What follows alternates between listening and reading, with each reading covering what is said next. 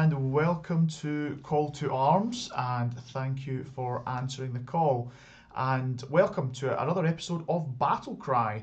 This is the channel's show where we get to chat about all things Warhammer. I'm joined tonight by a good friend of the channel, Mr John Bayliss. Hello, John. Hello there. So the reason we have John on tonight is we are going to be recapping a tournament that John and I both attended last weekend called Broken Realms, and that was hosted in Glasgow by Matthias, who is well known in the Glasgow Age of Sigmar community. He's really done an amazing job of building that community up, and he went ahead and smashed the Scottish record for size of event. So I believe the last record was 48, and he went in and did 50. So two more Age of Sigmar-ites were able to attend, and we went ahead and got the biggest event on record up here. So very, very exciting times for us. John, you just went ahead and just won that tournament, didn't you?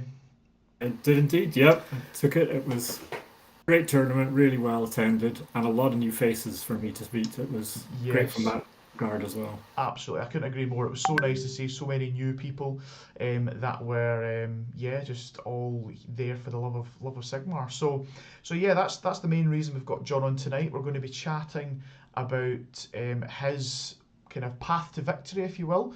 We'll go over John's list, what he decided to take to Broken Realms, what he decided to throw down and use to take out the tournament. And we're going to be talking about the 5 games that John played, and just how he got on, how he felt the list did. Obviously, did very well because it took you to 5-0 in the top of the tournament, but just about how it performed versus quite a lot of varied lists. I'd say it was a nice varied mix field out there. Would you say? Yeah, it was. There was one faction that seemed to show up more than the rest, which was unusually Seraphon for Scotland. But other than that, it was a very varied list, very Yeah. varied Yeah. tournament. Absolutely. No, can't wait to hear your thoughts on it. So before we get started, folks, please don't forget to like and subscribe, and also catch up with all of the Call to Arms content via our social media platforms. We've got a Discord community for anyone who's decided to become a Patreon member.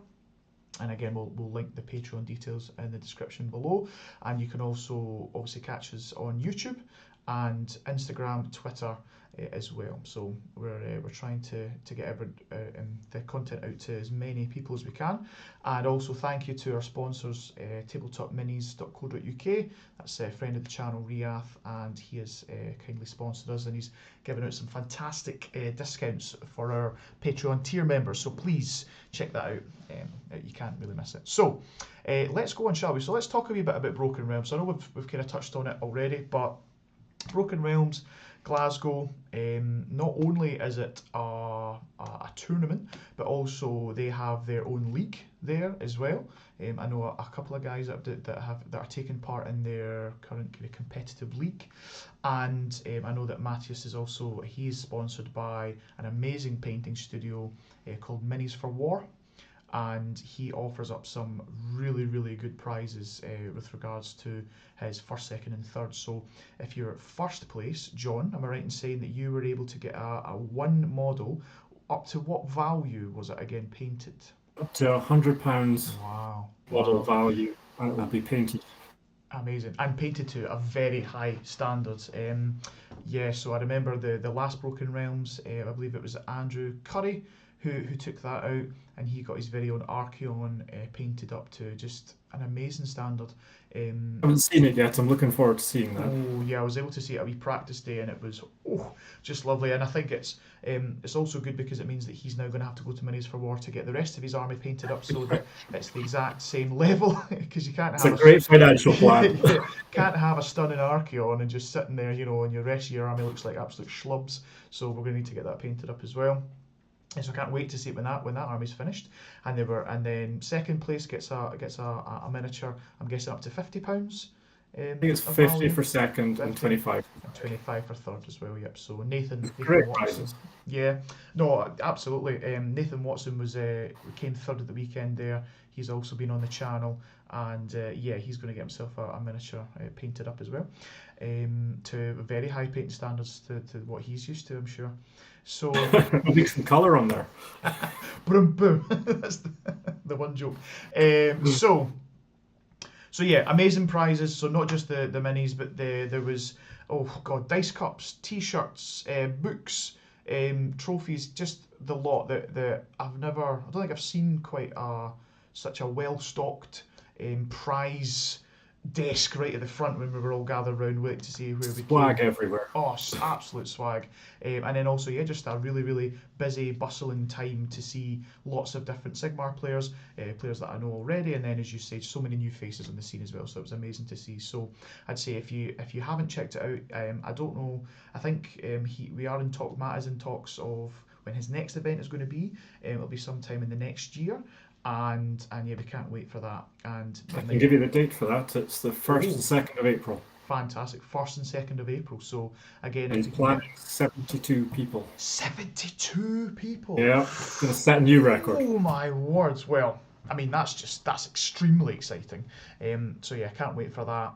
And yeah, and then obviously when the channel we receive more details, we'll be posting that up and getting hyped for that. So yeah, so let's move on, and we're going to talk a wee bit about your list, John. Okay, so we're going to talk about the kind of meat and potatoes.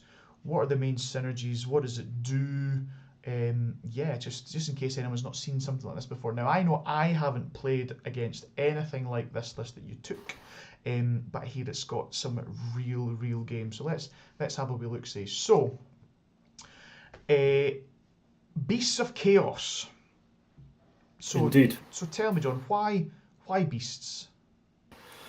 Largely, it's just harking back to my childhood again. I do this a lot.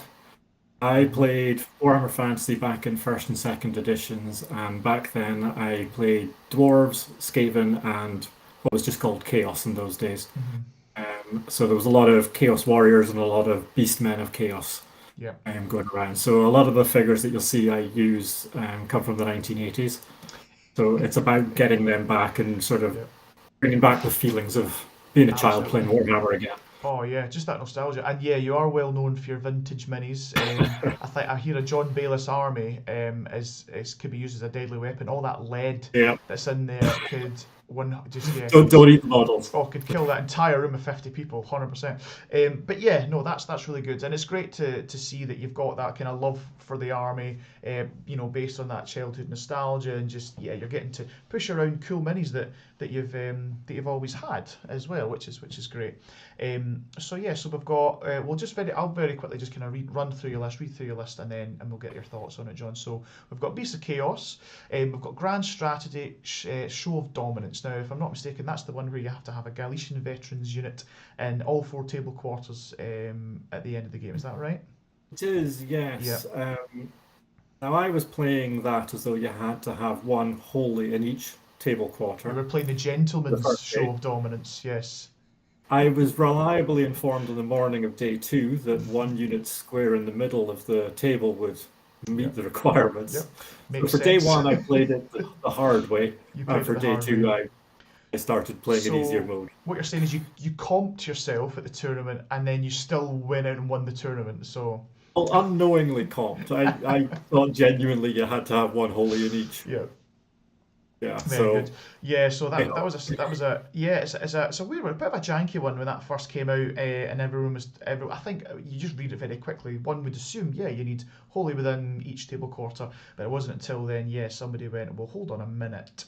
Technically speaking, you could have a unit within, because it's not wholly within, just within. If you just Even if you just had one model left in that entire model. Galley Vets unit, you just go plunk right in the dead centre, and you get all 4 quarters. That doesn't sound So right, does it? it doesn't sound right. You're right, but that's it. And you know what? It came out. It was fact as well, if you could, and it's all legit. So perfect. Even in hard mode, it seems ideally suited to Beasts of Chaos.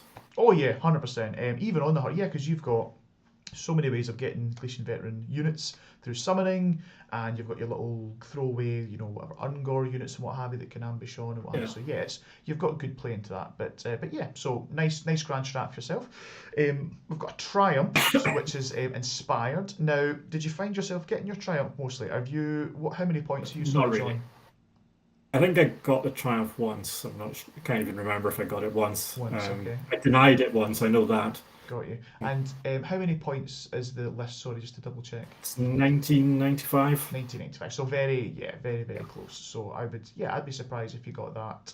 I suppose just going up against the 2K lists that don't care about triumphs, you'll get it. Yeah, this is not bad. So obviously +1 to wound is good. Right. So let's get into the list. So we've got we've got 2 leaders. Quite light on the old leader side there, John. So we've got a Dragon Ogre Shaggoth. He's the general. He's got the command trait, Father of the Storm. He's got the artifact, Horn of the Tempest, and Lord of the Dark Storms, Hailstorm. Now, apart from sounding like the coolest names ever, he just reminds. You've no idea what they do. I feel like it's just like some metal band, just like Yeah. Father of the Storm, Horn of the It's from Tempest. Scandinavia after all. Yeah, absolutely. Now, you're right. I don't know what most of them do now. I do know Hailstorm because that's came up before, and I was like, what? That is a very good spell. But talk to me. So tell me about Father of the Storm. What does that do as a command trait for you? Father of the Storm lets you re-roll the Thunderscorn hero phase move. Okay. So at the start of the hero phase, you roll 1 dice, and all Thunderscorn units, so all Dragon Ogres basically, aren't within 3 inches of the enemy, get to move that many inches. Ah, okay. With Father of the Storm, you get to re-roll it, but you have to accept the re-roll, obviously. Of course, yeah. So But it's, it does. you know, It helps to maybe mitigate the 1s or the 2s or something like that. yeah, Where you you can. probably don't re-roll a 3, Yeah. I mean, I don't know. I mean, unless you need a specific distance. unless you're feeling spicy. Yeah. No, very good. So you get a wee bit of playability with that. Okay. So what about the Horn of the Tempest? Horn of the Tempest is a bubble around the general of run and charge for Dragon Ogres. Oh, now that sounds nice. That sounds very nice. And we do have quite a lot of Dragon Ogres to benefit from that rule. There's a couple. Just a couple, okay. So run and charge on the Drogors, perfect. And then Hailstorm. Now I love this spell. It's such a good spell. So tell me, just remind me again about the spell. I need to try and remember myself. It's basically a Corn Demon Prince Yeah. on an enemy unit. So it casts on like a 6 or a 7 or something, and then it's got a good range. And it's pick 1 unit. You have their move characteristic, run rolls, and charge rolls. All 3 halved. All That's 3 halved. Nuts. Now, am I right in saying the range on it's not that long? Is that right? I think it's 18 now. Oh, it's not too bad. Not too bad then. Yeah. I remember it being pretty good. Yeah, okay. Perfect, okay. And that really nice spell can really affect some of your combat units. Great. You have a cheat sheet here somewhere. Oh, fantastic. Within 21, according to my cheat sheet. Stand corrected. So yeah, decent range. Of that unit that's about to maybe walk up and hit you. You just go, okay, no, half move, half run, half charge. I think I cast it once in the entire tournament. Yeah, he's not exactly like a power caster. He's not a No, I'm not a magic army. No, not a magic army. But hey, if you get it, really nice Brucey bonus, okay. And then we've got Great Bray Shaman. We've got Lord of the Twisted Wilds. We've got Vicious Stranglethorns. Now, if my memory serves, so Great Bray Shaman. I really like this wizard. He will give all of your Bray Herd units an extra 3-inch move. Is that correct? It is, yep. Extra moves. As long as they start their move within a certain range of him.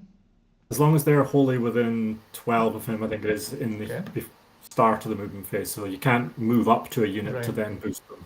Perfect. So a decent size aura. And then Vicious Stranglethorns, is that the pick a terrain piece, D3 mortals and a wee aura around it, yeah? Fantastic. So just a nice wee spell to do. And there was plenty of terrain, there was plenty of big pieces of terrain at the weekend as well. So that could have worked out very nicely. So that's the leaders. We're then going into units. So we've got, that's a big squad. 9 Dragon Ogres. Okay. Yeah. Now, I'm guessing that having the Dragon Ogre Shaggoth as a general unlocks them as battle line. Is that correct? Yes, perfect, because we've got them reinforced twice, and we've got paired ancient weapons, and then we've got another 6 dragon ogres with paired ancient weapons, and another 3 dragon ogres with paired ancient weapons. So talk to me. So paired ancient weapons. So obviously paired 2 weapons versus, I'm guessing, big single, not single-handed, double-handed, Yeah, big there's swings. 3 Yeah. weapon options for dragon All ogres. right. The Okay. paired ancient weapons gives them 6 attacks, 3s and 3s, no rend, 1 damage. Okay. And then there's bigger weapons that either have rend or do 2 damage. Right. Logic here purely is the models all have 2 hand weapons. Perfect. So just WYSIWYG. Yep. Yeah, WYSIWYG. Great. Love it. Love it. It Very seems a good. bit corny to try and say, oh yeah, this one's actually got a Yeah. big weapon. Yeah. No, absolutely. Yeah, perfect. And then we go into 6 Zangor Enlightened on disc. So they've always been, I think, always been popular, a unit within the Beasts of Chaos, also within Disciples of Tzeentch as well, and seeing a wee bit of a resurgence now in the new edition, I'd say. So in terms of their rules, if I remember correctly, as long as they strike last, or if a unit they're engaged with, if they get swung into first, they get to Yeah. reroll all There's hits. Is now that right? there's now 2 war scrolls, so there's the Tzeentch war scroll and the Beasts of Chaos war scroll. Oh, okay. They've separated. Right, So the Beast of Chaos still have the old style war scroll. right. And that is that when they activate, if there is an enemy unit within 3 inches that has already fought in that phase, then they get to reroll all hits and all wounds. Wow. Okay. So as Makes long as them there's very good. yes, as long as they're swinging into a unit that's attacked already, not even if it's attacked into the Zangor Enlightened, as long as Yeah. they have activated, they've fought, you go into them, you reroll all hits and all wounds. Wow, that's So it very makes them nice. fantastic if they've tagged the end of a unit or something Yeah. like that. No, It's ideal. completely useless if you go into a big monster. Yeah, yeah. No, yeah, that makes sense. Yeah. Okay, perfect. We've then got, so next units we've got 10 Ungors, Mauls and Half Shields, 10 Ungors, Mauls and Half Shields, 10 Gors with Gore Blades and Beast Shields. So some very cheap kind of units to fill out the rest of that kind of battle regiment that you've got in there. So we will kind of touch upon the battalions we've got as well. But yeah, so Ungors, Gors. So am I right in saying so these Ungors they're not doing any shooting? They're not doing any shooting. They're not No doing shooting anything. at all. Not doing They're doing one thing, yeah. and that's a battle tactic. Battle tactic. Okay, so they're So getting barged through for the bonus because they're yeah, galley vets. Good. If you've got come one on the melee, board edge in yeah, your opponent's deployment zone in turn 1 and score 3 points. boom, there you go. Ideal. If they leave you a gap. Yeah, yeah, true. And then also there are also things that are sitting back there that you could get desecrate their lands with as a battle tactic. Yeah. Potentially, you could use them to try and score some other points, and your opponent, I suppose, might have to turn around and deal with them, and that might be good for you because you're taking the focus away from the rest of your army. Yeah, They did quite a lot for me over the weekend, to be yeah, honest. For absolutely. a unit that doesn't hurt anybody, Yeah, and they scored quite a few points yeah, and attracted a lot of attention. yeah. Ideal. That's great. You want the little goat boys to do that Yeah. for you, to kind of run that misdirection, and then the 10 Gors. So 5 points more than Ungors. What made you decide to go for the Gors instead of Ungors? The models I've got. I love it. I love it. Just why John? It's the model. There's not a lot of rocket science in my list, really. These are all models from the 1980s, all 30 of them, and I've got 20 of them on smaller bases and 10 of them on bigger bases, so that's what I used. Amazing, fantastic. Okay, so then that takes us on to a couple of the last models in your list. We've got the very polarizing monster that is Kronspine. Okay, very popular right now. See a lot of Kronspines at the tournament, especially at the top tables as well. A lot of people are loving the Kronspine. What made you decide to follow him with the rest of the filthy rabble, John? Yeah, just because. They're horrible. They're just horrible, they're annoying, they tie things up, Yep. they divert attention, and they're possibly the easiest answer to a Kronspine incarnate. Like it. I like So, it. Yeah. you know, if they've Perfect. got one, if you put yours into it, you can play a 1600-point game on the rest of the board. 100%. If you can't beat them, join them. Absolutely. I figure Um, my army does all right at 1600 points. yeah, yeah, yeah. Absolutely. And then for a wee cheeky end of spell there, we've got a Ravening Direflock. Now, I believe this is the one where if anyone moves to within a certain range of it, it just disappears off the board.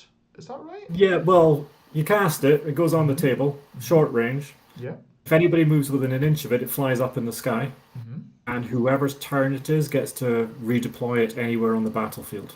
Okay. And then it's got a bubble of, I think it's 12 inches, no inspiring presence, and no rally. Ooh, that's big. So That's on big. paper, it's a fantastic spell. I agree. I Yeah. never managed to cast it in the whole tournament. I spent most of my time playing against dragons and giants and things like that, so it was Yes. completely irrelevant, or people with ridiculous bravery. Yeah. Um, so it was of I no do. use to me, but on technically, it's a Yeah. fantastic spell, and And I would yeah. include it again. Great. And also you don't lose out on much by adding it in because it's only 30 points. It's only 30 points. There's, It doesn't affect Beasts of Chaos as well, which is oh, such a okay. That's interesting. That's good. Yeah, interesting. Whatever doesn't hurt your own guys, that's always good. Perfect. Okay. And then for battalions, so we've got bounty hunters and we've got a battle rage. Now let's look at what we've got in bounty hunters. We've got 6 Zangor enlightened. So with the rerolls to hit and wound, that would be pretty tasty. And then we've got the 9 and 6 also in bounty hunters. So getting that additional damage against galley vets. Love it. Yeah, I think bounty hunters probably one of the most popular battalions we're seeing right now, the current GHB, just because of that damage output that it can attack on for certain units, yeah. And then battle regiment to then just give you that one drop, yeah. yes. Took me to 4 drops. Took you to 4 drops overall, which is a nice. I like that as a number, nice number. I could imagine probably you were getting most of the decisions throughout the tournament. Is that right? No, not really. Interesting. I can't remember, to be honest. I think I got the choice once Hmm. and I tied once, but lost the Yeah, roll off. yeah, yeah. So I really didn't get to choose. Okay, perfect. Sometimes can be a bit of a blessing, to be honest, as well. Not having to worry about the choice. Yeah, Yeah, sometimes. I know there's a lot of times where um, when the person's given whether they want to go first or second, they can sometimes just make a wrong move. Depending, it's all on them, and they have to choose. So yeah, sometimes that can be a bit of a blessing. So talk to me. Overall, are we happy with the list? Would we make any changes for the future? What were maybe the main MVPs? And yeah, um, down you go. to be honest, I don't think there's anything particularly I would change in the list. Hmm. The Great Bray Shaman's spell I might change from Vicious Stranglethorns because I never used it. Okay. I can't remember the name of the spell, but there's a reroll wounds spell that you can Okay. take, Nice. and it gives you -1 save as well. Mm, So it's a little bit makes you hit yeah. harder but die easier. Okay. I would probably take that in retrospect, Got you. but it's not a magic army. It has no bonuses to cast. I played against people who did have bonuses, etc. Yeah. So it's not that important. Yeah. Yeah. No, I do. Fantastic. And who are your MVPs for the list? The Dragon Ogres. It's funny that. So tell me why dragon ogres? Because on the face of it, so we're talking. You're saying is it 6 attacks each? 8. So the paired weapons give them 6, and then they've got 2 little, I think they're stomp attacks or Little kind something, of clawy a little attacks, yeah. side attack that's not very good. But Okay. so 8 attacks per model. So 8 attacks per model. Threes, no No rend, red, no 1 damage. rend, one 6 of them. damage, or And then 2 potentially, attacks yeah, at 4s, no rend, 1 damage. no rend, one damage. So just from just hearing from that on the outside looking in, doesn't look like an all-star offensive unit in terms of damage Okay. output. You So, got to but remember, so what are your so counter my thoughts there. So what makes them Beast of good? Chaos Mhm. gets +1 rend, Mhm. table wide from their Hearthstone. Okay. So those 8 attacks now all have a rend. Okay. On turn 3 onwards, they get 2 rend. Mm, So that's a lot of attacks at rend 2. there we go. So now And we're if you're getting. bounty hunters and you come across Galician vets, Yeah. it just Yeah. So destroys them. now we're getting into it. So the real juice being that these guys, along with the Beast of Chaos allegiance abilities, which they got through the White Dwarf update with the Herdstone, Yeah. yeah, getting all that rend that's huge. That's huge. Yeah, so the rend's And not on the war scroll, the rend's in the yeah, faction. the rend's in the faction. Fantastic. So yeah, 6 attacks, threes, rend 2, damage 2. Now that sounds a lot scarier, especially when you've got Yeah. a unit of 9 rocking in there. That's pretty scary. Now, you will never fight with all 9 because Yeah, coherency with these guys is just a bitch. yeah, I can They're big imagine. models, big bases. Yeah, yeah. No, absolutely. So I can imagine there was quite a wee bit of kind of shapes and whatever Yeah. to try and make sure you got as big a frontage as possible and They're didn't have usually them looking at about run. 5 fighting. You Five, might get wow, to 6, really? Ooh, okay, might get 6. Okay, depending on not what too you're bad. up against. You can get to 6, but then you start getting risky for when you take casualties. Got you. Okay. So 5 is safe. Right, 5 is safe. Right, okay. Cool. So that sounds nice. Now the Zangor Enlightened as well. What is their base rend on their weapons? So they've got 3 attack profiles. Okay. They've got a spear, Mhm. which has got a 2-inch range. It's Mhm. 3 attacks, 4s, 3s, -1, 2 damage. -1, 2 damage. And Yeah. a beak, which is irrelevant. Yeah. And then their disc is D3 attacks, and it gets 4s, 3s, -1, D3 damage. Okay. So So if you again, get all of those in extra round, yeah, then and bounty hunters, and yeah, that's quite a lot of damage output. absolutely. No, definitely, and very maneuverable damage output as well, if I'm not mistaken. It's Yeah. very, very fast. You rarely get off that re-roll hits and wounds thing if you're going into anything that fights back. Yeah. Yeah. So if you put him into a Gargant or a Bloodthirster or something like that, then you have to fight first. Yes, exactly. And yeah, I think that gives us a wee bit of an inkling of what you were fighting this weekend, because you were definitely, well, that weekend, you were definitely fighting Bloodthirsters, definitely fighting Gargants. Yeah. That for a fact. Okay, perfect. So anything else you'd like to add on that with your list, John? So I think I we've gone guess through the the other main thing we things. haven't the other thing we haven't touched on, which is another of the key faction abilities of the Beast of Mhm. Chaos, is the rally. Yes, right, okay. And Talk to that's me. where the Dragon Ogres truly shine. Okay. So the Herdstone, which is your faction scenery piece, has a little bubble aura. It starts off at 12 inches and grows by 6 inches at the start of every hero phase from Battle Round 2 onwards. So Okay. turn 1's 12, turn Yeah. 2's 18, turn 3 24. Yeah. Everything that's wholly within that aura, it loses half to Battle Shock, rounding down, which is a nice little That's bonus. not bad, yeah. Quite nice. But also you get Rally on 4 plus. And when you're Ooh. rallying 5 wound Dragon Ogres with 8 attacks each in Bounty Hunters, that is significant. I'll say, yeah, so, wow, 4 up, rally back. Okay, so that's insane. Okay, okay. Excuse me. So,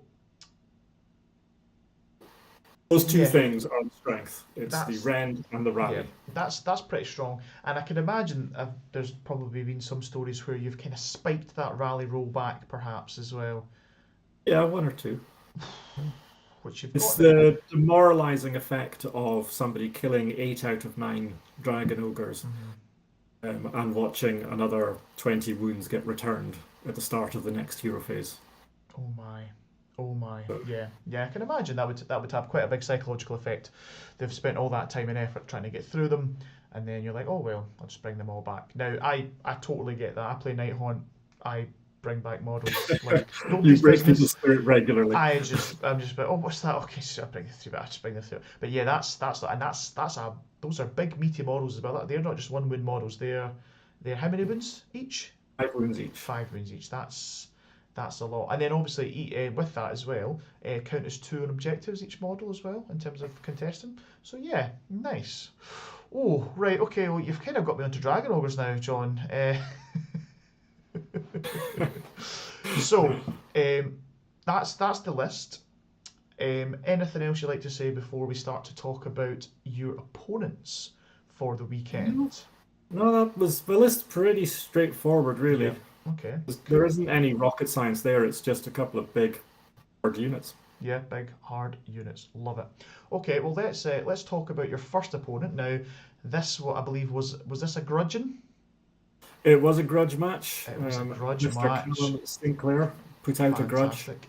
Sinky, as he's effectively known, so affectionately known by everyone in the Scottish scene, Mr. Callum Sinclair, and yes, he had called out the current master of Scotland, as in, so you were top of or within the top 16 of the rankings, the Northern rankings of last year. All the people within the top 16 get invited to a Masters tournament where we then all battle it out to then see who becomes the victorious as the overall master. And you are the current reigning master, John. Current reigning master, but it was actually 2019 was the last time we held a master. Of course, yeah, because oh yeah, the You know, COVID COVID years, got in yeah, the the way. COVID years, dang. So Technically, I've been a master for 3 years. technically, I mean, I don't think there's many people that would probably that would call you on that, to be honest. And then also you are top of the current Northern rankings as well. So that's the kind of the ranking system to be used for Scotland and some of Northern England as well, I Yeah. believe. And you're top of that as well. 93% win rate. So yeah, so Sinky, he put on his big boy pants and He did. he asked Stepped you out. up. He asked you out for a dance, and you gladly took him up on that. So let's have a wee look at Sinky's list. So here we go. We've got Sinky's list here. So he was rocking his Sylvaneth for this tournament. Now I think it depends on what day you ask Sinky, whether he's either enjoys Sylvaneth, enjoys playing them, and whether the answer is a yes or a no. So I think that he does. He thinks that they are strong. I think we know that they are. They're strong. I think they're definitely capable of putting in good results. I think he did overall have a good. I'd say he had a good result for our tournament. We'll have a look at the end of the final ladder, the top 20, and he does make an appearance in there.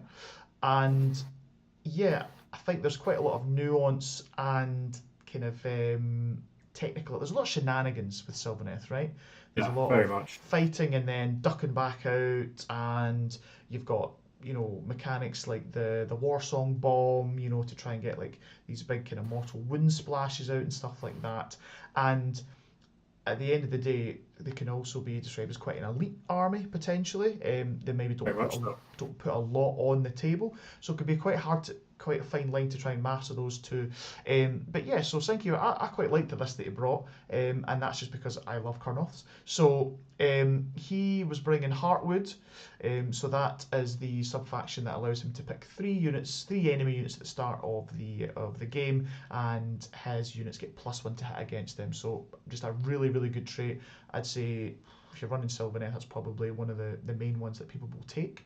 He then went for his season as the Dwindling. Now, I'm going to have to wrap my brain here because I'm not 100% sure what the Dwindling is. I've actually, luckily, I've got the battle tome right here. So, I think it was something to do Dwindling. with spell casting. Oh, is that the free reroll once per turn? That'll be it. Yeah. Yeah, that sounds about He did right. a lot of re-rolling, so it's probably that. I mean, could just be him cheating you, to be fair. No, let's Well, have a it look. could See, be. so the Dwindling. Let's see, Seasons If of he was War. cheating, he needed to cheat better. No, you're absolutely right. So hero phase, reroll 1 casting roll, 1 binding roll, and 1 dispelling roll. So long as the friendly wizard you pick is Sylvaneth that's wholly within 9 inches of an overgrown terrain feature or friendly awakened wildwood, which you kind of just make sure your heroes are always within that. That's fine. He then went for the grand strategy of take what's theirs, which I believe is have more friendly units in your opponent's deployment zone than your opponent has in their deployment zone. So kind of trying to reach out and get into their stuff, which Sylvaneth can do. They've got the teleports, they've got the tree revenants that can just go wherever they want every turn and stuff like that. So that's quite good. He then also went for Triumph, so his was Bloodthirsty, so reroll a charge. Again, I think just to to get that teleport through the woods, and then just try and make sure you got the charge. But that means you're both 90-95, so nobody got a triumph in this game. In this game Okay. one, yeah. He's then went for a Tree Lord Ancient. Tree Lord Ancient, for those of you who don't know, can put out a wood once a game, puts it out anywhere on the table. So that sets up his kind of little bunker, if you will, of where he can teleport out of to then try and charge you and hit you. And he can cast spells through that as well. So if you wanted to put a spell through, he's also got Purple Sun in this list as well, which I actually played him as well in this tournament, which he did use to good effect. So that's quite cool. He's got the command trait Spell Singer. That allows him to put the spells through the woods.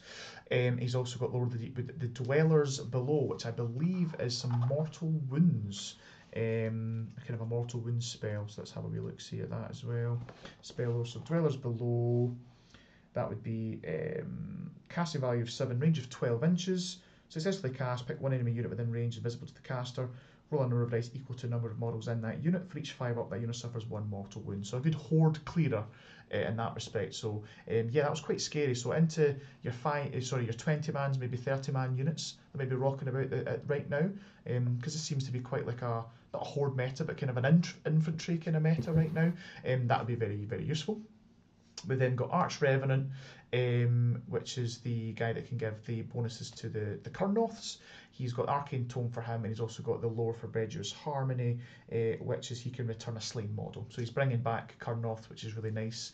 He's then also got a wee cheeky Battle Mage, which is quite cool. He uses him for his War Scroll spell for +2 to run and charge, which is nice. Appearing lists everywhere. Yeah, and when that combines with the Spike Swarm Hive, if it goes off, can give +5 to charge. So it really just makes those charges out of the woods pretty much a guarantee, especially if you've got a reroll as well.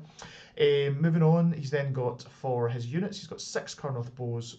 6 Kurnoth with bows. We've got 6 Kurnoth with scythes and 5 Tree Revenants. So the bows, he's got some good shooting output. The Kurnoth with scythes, good melee output. Tree Revenants are your all-stars. They're going around grabbing objectives, grabbing battle tactics, teleporting all over the place. And then to kind of finish it all off, he's got 3 Revenant Seekers. Those are the wee bug riders, and they can return a slain models on I think it's a 2-up. They do that in the movement phase, which is quite good. So I did see him regenerating quite a lot of Kurnoths over the course of the tournament. You know, somebody might come in, kill 2 or 3, and then he's got a spell to bring back 1, and then he can bring back another one on a 2-up as well, which is quite good. And then also with access to rally, you could maybe spike a wee 6 as well, which is nice. And then we've got Purple Sun, as already discussed, and the Spike Swarm Hive for the bonuses to charge. That's all a 1-drop, so he has got choice in that scenario. So that's the list. How did game 1 go, John? Basically, if you can cast your mind back. Game 1, we were playing, was it the Idols or something like that? So it's the diagonal deployment table quarters. That's right, and then the opposite diagonal for the objectives. Yeah. So he castled up, put down a little tree beside a building, castled everything up there. Kurnoth garrisoned the building, and everybody else stood around the tree. I placed everything on my line as far up as they could go. Yep. And then he took the turn. So Sylvaneth tend to do that because they don't like people covering the board. Yep. To stop them put down trees. So the Tree Lord Ancient slapped down his free tree, and then he cast his Spike Swarm Hive. Yep. He got off one of the spells. It was either the Hive or the Battle Mage's spell. He didn't get off them both. Okay. So he had one of the buffs. And then he shot at some Dragon Ogres with his great bows and chucked his Kurnoths through. Spent a little while trying to decide whether to do that, because if they don't make the charge, then they cannot fade. Yes. And they're stuck standing in front of your army. Yeah. Which is never a good thing. Nope. But he made the charge. Oof. So I think he had to use his Triumph reroll to do it. Okay. But he came out of a tree, charged into my Kronspine, try and get him down a little, and did. Good. So, and then disappeared back off to his castle in the corner. Yeah, no, that's quite nice actually, because most combat units, if they're going into Kronspine and it's still at level 2, they might take it down a level, but they probably won't be getting out of that situation because of the no retreat bubble. But Yeah. because he can just mitigate that, he just goes back through the woods, yeah, with his strike and fade. That's quite a nice wee move. Yeah, I like that. It was a good move. It was a move I expected him to do, but couldn't do anything about. Yeah. Meant he hadn't harmed anything else really. I think he'd done a couple of wounds to one of the dragon ogres with his great bows. He'd placed his revenants onto the objective furthest away from me, so the bottom right, on the furthest edge of it that he could. Okay. So they were like 21 inches away from my lines or something. And that was his turn. So yeah, hold one, hold more, and his battle tactic. Okay. So that was straightforward, 4 points.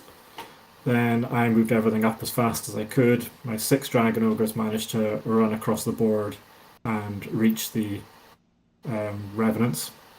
Oh wow! So took them off. I moved everything else and just advanced up as fast as it could. It was just run at him as fast as you can, cover the board with models, tag all of his overgrown terrain. Yeah. Because if you've got a model within 3 of it, they can't come out of it. Yep. Yep. So that was the key to that part. And then just, win the double. Just with the double, just win. There's not much else you can say, is there? No, winning a double in this situation is quite important. Yeah, no, definitely. And I think that could definitely be something maybe Sinky might think back on and think, should I have taken first and given you that ability to double, or maybe given it away and then he's got the double ability back. If he'd given me the turn, I would have done exactly what I did anyway. So I would have run him as fast as I could. He would still have been in that corner. Yeah. He couldn't really be much further away. He would just probably have been denied the ability to come out of trees at me. And he might not have had anywhere else to fade to later. So I'm not sure it would have made any difference. I think once I won the double, he was in a bit of trouble. Yeah. Because my 9 dragon ogres, my 6 dragon ogres, my incarnate, and my enlightened all made it into him in turn 2. Ooh, wow! So just a full frontal assault. Yeah. Everything just had gone as fast as it could. Wow. Okay, and then so that's kind of GG's at that stage. So I got him down to 1 Kurnoth Hunter with Scythe. I killed a couple of Seekers, did some bits of damage here and there. I didn't destroy him or anything because it doesn't do that much damage, and the Sylvaneth are remarkably resilient. They can. Kurnoth Hunter's on a 3-up save base, and then I think he had Mystic Shield up. Yeah. They can also get +1 to the save from the Spite Swarm as well if he decides to give them the save rather than the pluses to charge. He did that a lot against me as well, and it's great. Yeah, the save stacking's great. Yeah. So I managed to kill 5 of them, which was a big thing. Yeah. The Kronspine I think died at that point. Okay.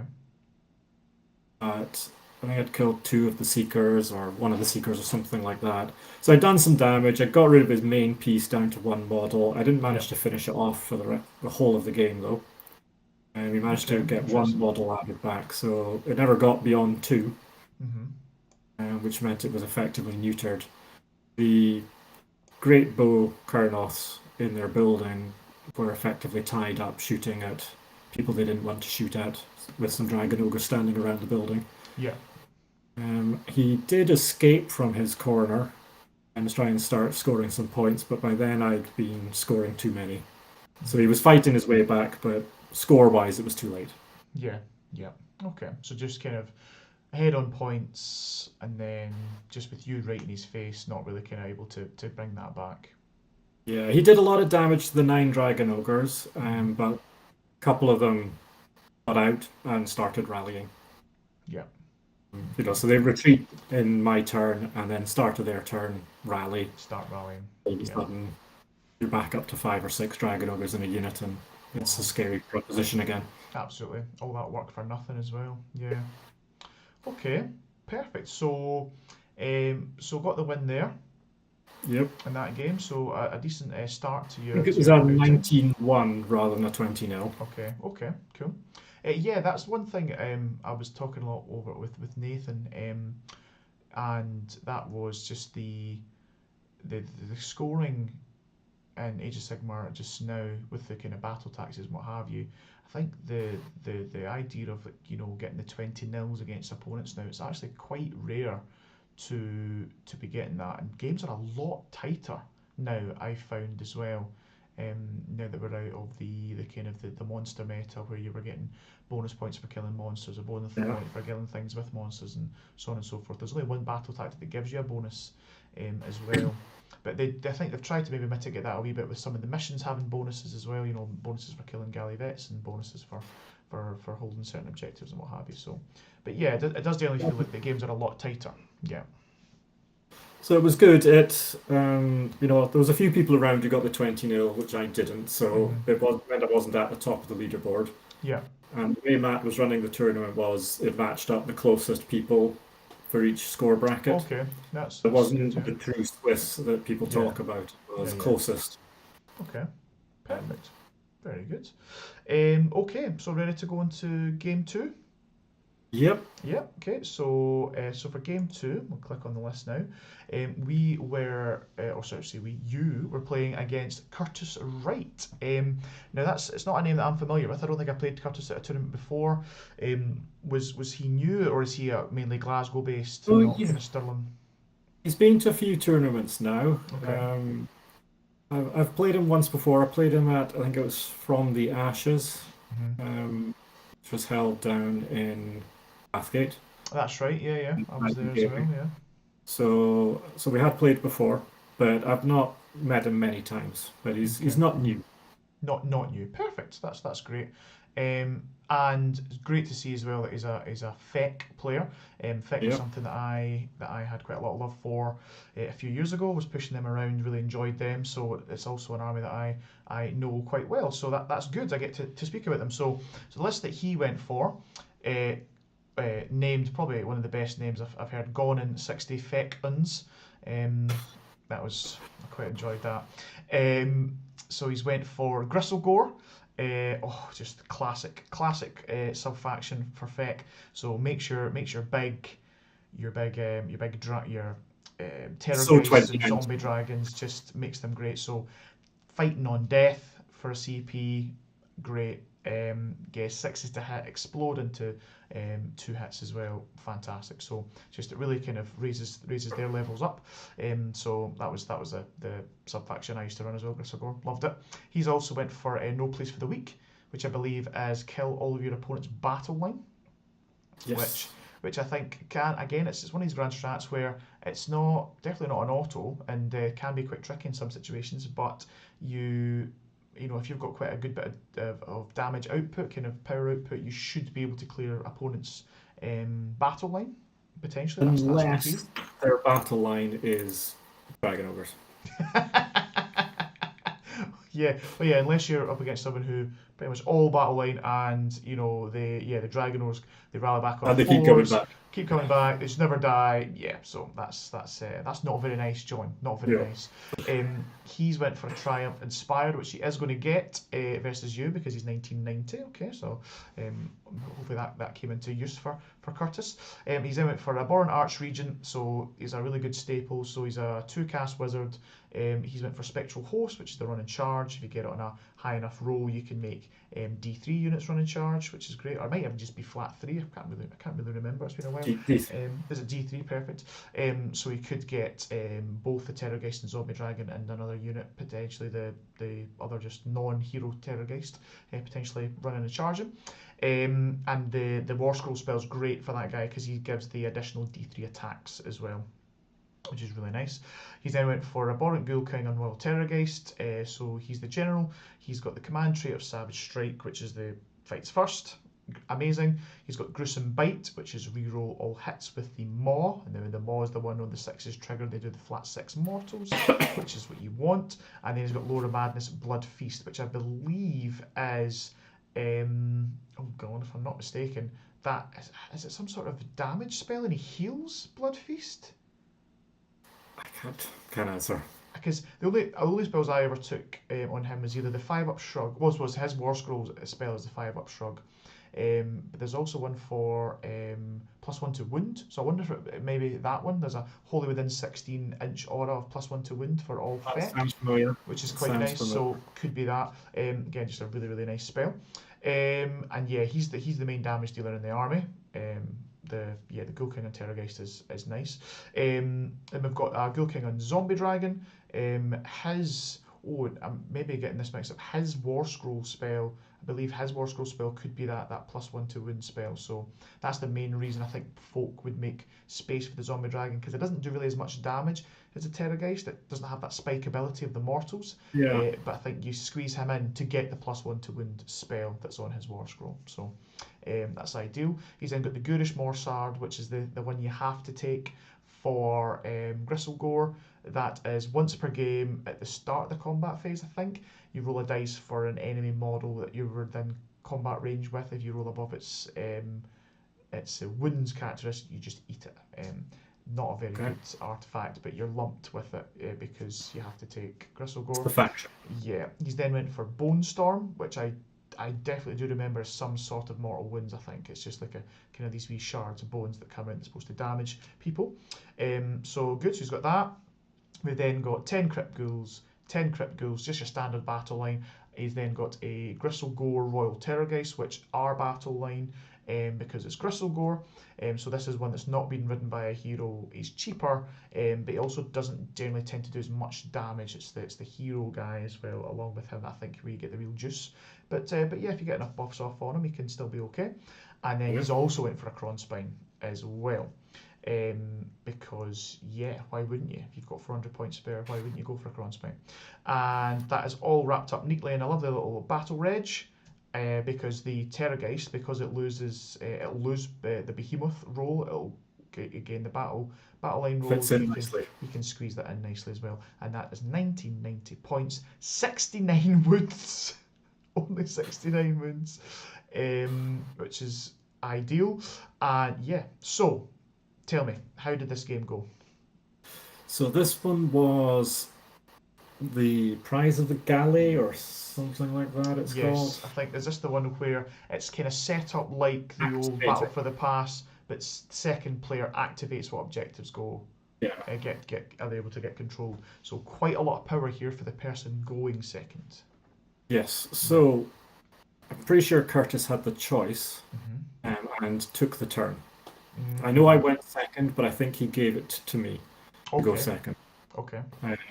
So he took the turn, which I'm not sure was the right move, but he got off some buffs, he got some bonus attacks and better ward saves and that sort of thing. Yeah. So I activated one of the side objectives. He then threw his Cronspine across the board at me full speed Okay. and brought on his summons. He gets the free ghouls right. and Yep. so So what did he brought? Archregent's 20 ghouls. The Archregent can bring on for free. The Ghoul King and both Ghoul Kings on Terrorgeist and Zombie Dragon, they can bring on 3 flares or 3 horrors, 3 Yeah. crypt horrors each, but So can't do it was both at the same flares time. and courtiers that came on. Okay. So they came on one side to Yeah, charge into one of my little, I think it was my gore that were there.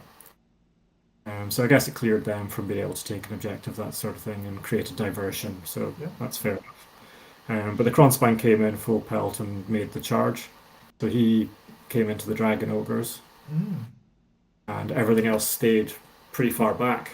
So he took the objective that I activated to get the hold one, Yeah. hold more. Yep. And he had his flares made the charge and the Cronspine made the charge. Okay. So the Cronspine did a little bit of damage, but got knocked down a level because the Dragon Ogres put in a lot of attacks. Mm-hmm. It's enough on average to get a Cronspine to come down a level. Yep. The Gores were killed. That flank was freed up, and that was his turn. So then I played a little bit tentatively Mm-hmm. with my Dragon Ogres, etc. One of the units was tied in because of the domination range. One of the units wasn't, but I left them in combat there because I wanted to finish off the Cronspine. I moved my Kronspine out to the active objective and charged the ghouls that were on it. His Terrorgeist without a hero Yeah. was sitting behind the ghouls, so I made sure to not pull it into combat because I didn't want my Kronspine getting attacked back and brought down a level for no reason. Yeah. Makes sense. My Enlightened went across and took out I think it was the Courtier they killed first. So they fought the Flares and kept the Courtier out of combat, so just to get rid of one of those units on the flank.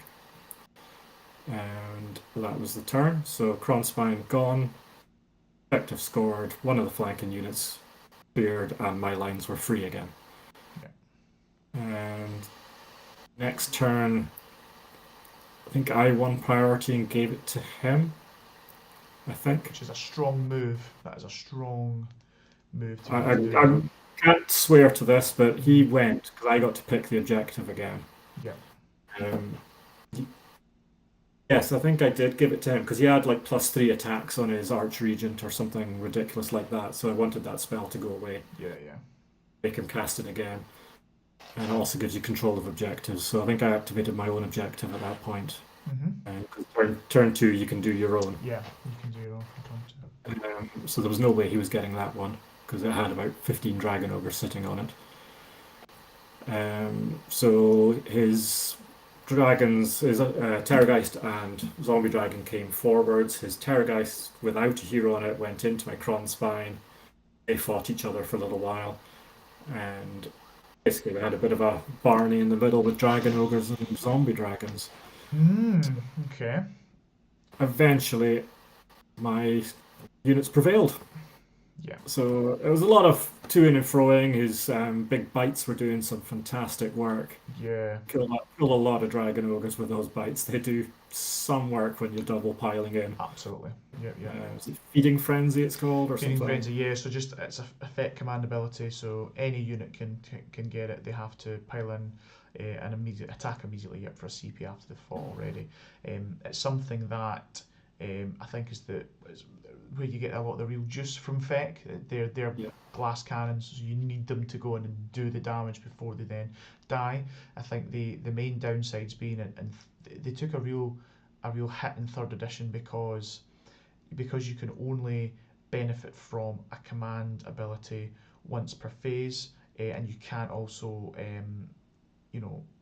give out a command ability and receive one more than once per phase as well. So all of their stuff happens in the combat phase. So ideally you'd love them to swing in, you'd love to give them all out attack, you'd love them to feed in frenzy, and you'd also love them to, if they then die, to also fight on death. You're not doing all three. Which they used to do. Well, that's the thing, that's what they used to do, and that's why they were just blowing things up. But you can't do all three now, so you really have to pick, and a lot of the time it just doesn't go your way, But yeah, that sounds interesting. So quite a bit of a grind in the middle. He went for it with his Archregent on Terrorgeist, and he tried to pile round to get the double activations to be used well, and he fluffed his rolls on the first one. Even with his reroll bites, he didn't get the 6s. That's heartbreaking.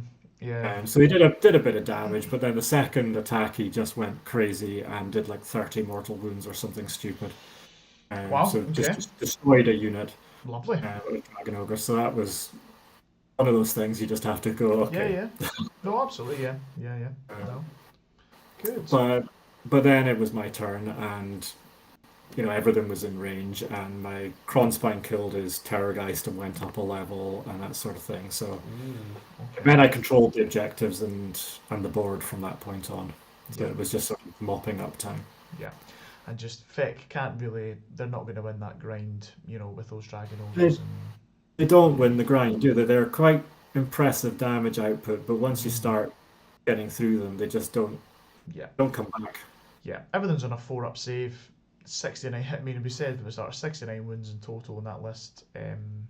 So it needs to hit hard and not get hit back. So yeah. Very good, ideal. So, anything else from that game, John? Was that pretty much it? That was pretty much it. As I say, once you got those dragons either knocked down a bit or tied up, there wasn't much they could do. Exactly. Yeah, very good.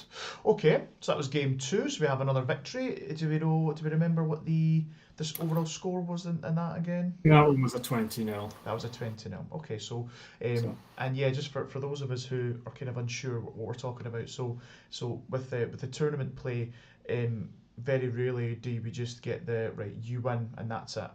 There's usually points that come along with that, and then also sometimes work off of a point differential. So how different was the two scores between you and your opponent, and then that can then garner you some additional points. So I believe that Matthias was running for this tournament. It was 16 points for the major win, 12 for the minor, I think 8 for a draw, or yeah, sounds right. and then I don't think anything for the loss. But depending on the differential between the two scores, you could get some additional points as well. So I believe it was like if the score was a difference of 1 to 5, you would then the kind of a point would swing either way. So yeah, you were getting things like 17 threes and 18 twos if the score was quite close, and then if it was really close, then you would lose more points if it was a really close game. You could even get a 16-4 as well. If you only won by Yeah, if you're 1 to within a 2 point or points. two, it's a 16-4. Yeah, it's a 16-4 exactly. Perfect. Okay, so but 20-0. So that had to be at least be 15 points or more difference between the two Yeah. scores in order to get that. Perfect. Okay, so game two, 20-0. We then went on to game three, and that was where you faced up against a chap called Andy Pennington. So I'm going to bring his list up for everyone just now. So speaking of Seraphon, that was something that was mentioned at the start of this episode. Was you were saying about how many Seraphon players there were, which is kind of rare for Scotland. There's not many. Not many Seraphon players. I know that in the lead up to Six Nations for last year, you were running Seraphon. Yep. I feel like you were probably one of the only people that I actually saw at tournaments running Seraphon, or maybe one or two. Andrew Amongst yourself. Andrew Stephen was running Seraphon All right, for a little okay, while. perfect, okay. And then I think there's also a chap called Sam. Is it Sam McGrath as well? Who I think was also running some Seraphon as well. But in this one, this tournament, yeah, there was quite a few It Seraphon was like lists. 6 or 7 of them. Yeah, I know that.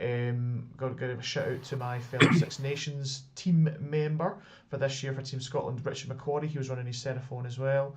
He's a big Seraphon main, and yeah, so there was quite a lot. There was also 160 skink lists or something like that. Yes, yeah, there was. which got quite a bit of press. So we'll just quickly run through. Now, I'm not by no means I'm not a Seraphon expert, but I've got I think I know a wee bit about what they do. So we've got Seraphon here. We've got Fangs of Sotek. Now, when you pick a Seraphon, you either need to go for a Starborn or you go for Modest. yes, and Starborn gives you the ability to have these teleports in game. Yeah, so each turn you could pick a unit up and teleport it. With Fangs of Sotek as well, I believe.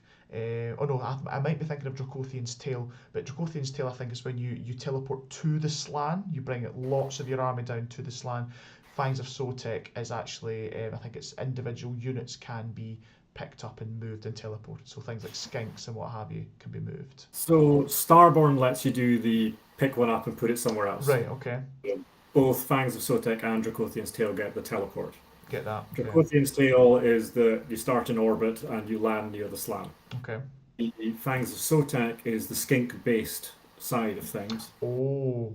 So they give you something called a parting shot command ability. Mm-hmm. So it's basically better unleash hell. Yep.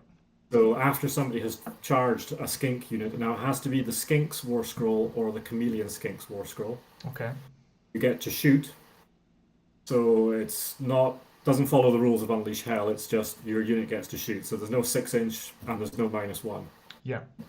And then after that, you roll a dice, and on a 4+, you have to retreat. Wow. So basically, you get to shoot and then run away. Shoot and then run away. Yeah, that's. Yeah. I remember when the book first came out and people were running, I think, these big blocks of skinks, and not really probably that interested in the retreat perhaps, but just getting a block of 30 skinks to be able to shoot at an opponent when it charges is pretty good, pretty huge. It's a lot of shots coming out, especially if you've managed to buff it in some way with. I know that they Yeah. have got some special buffs that can get handed out by the skink priest. So you've got things like mortals when on 6s to wound, I believe, and things like that. So that could be quite damaging. Cool. So we've got fangs. So that's the skink based one. We've then went for a grand strategy, show of dominance. So again, have galley vets in all 4 quarters, so we've already kind of talked that through. He's also went for a triumph of inspired, but he's never going to get his triumph because it's 2,000 points on the nose, so there's no point.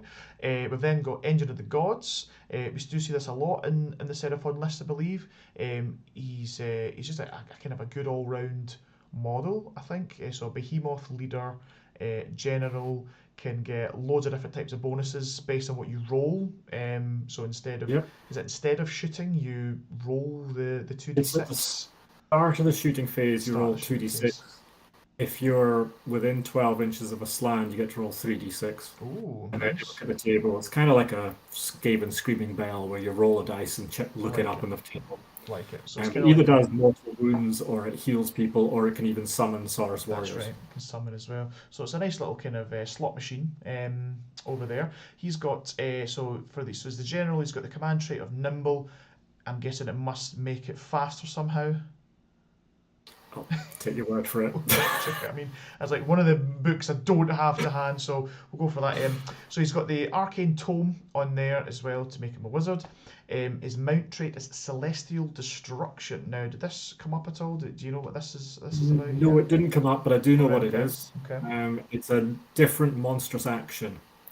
So it's a stomp with a range of 6 inches, but it affects all units within 6 inches. Oh wow, that's nice. And it's like it's on a 5, it does mortal wounds or something, but it's slightly better against demons. Okay, of course, because yeah, everyone hate demons. They notoriously hate the demons. For spell, we've got Hand of Glory. So again, what does Reroll this do, John? ones. Reroll wounds. Reroll ones to hit. Reroll ones to hit, sorry, not reroll ones. And then for his universal prayer script, so not only is a wizard, he's also a priest. He's got curse, which is just a great prayer to have on a 4-up. You're making that unit any 60 to hit that unit do a mortal wound in addition, and it's quite a short range though, 9-inch range on curse, Yep. I believe. But yeah, just a really nice prayer to have. We've then got Saurus Asherlith Bearer, ideal for your casting. So he gives +1 to cast to a friendly, is it wizard within 6 inches of him? All wizards within 12. Always within 12. Wow. All Okay. friendly wizards. And is that +1 to unbinds as well, or just to casts? Just casting. Yeah, I seem to remember there's many bonuses for casting in Seraphon, but that's one of the ones that doesn't give it to unbind as well, or dispels, I believe. So that's fine. We've got. He also gives 12-inch 6-up ward. Oh, nice. Okay, perfect. Ideal. We've then got the artifact Serpent God Dagger, which I believe is the artifact that you have to take with Finds of Sotek.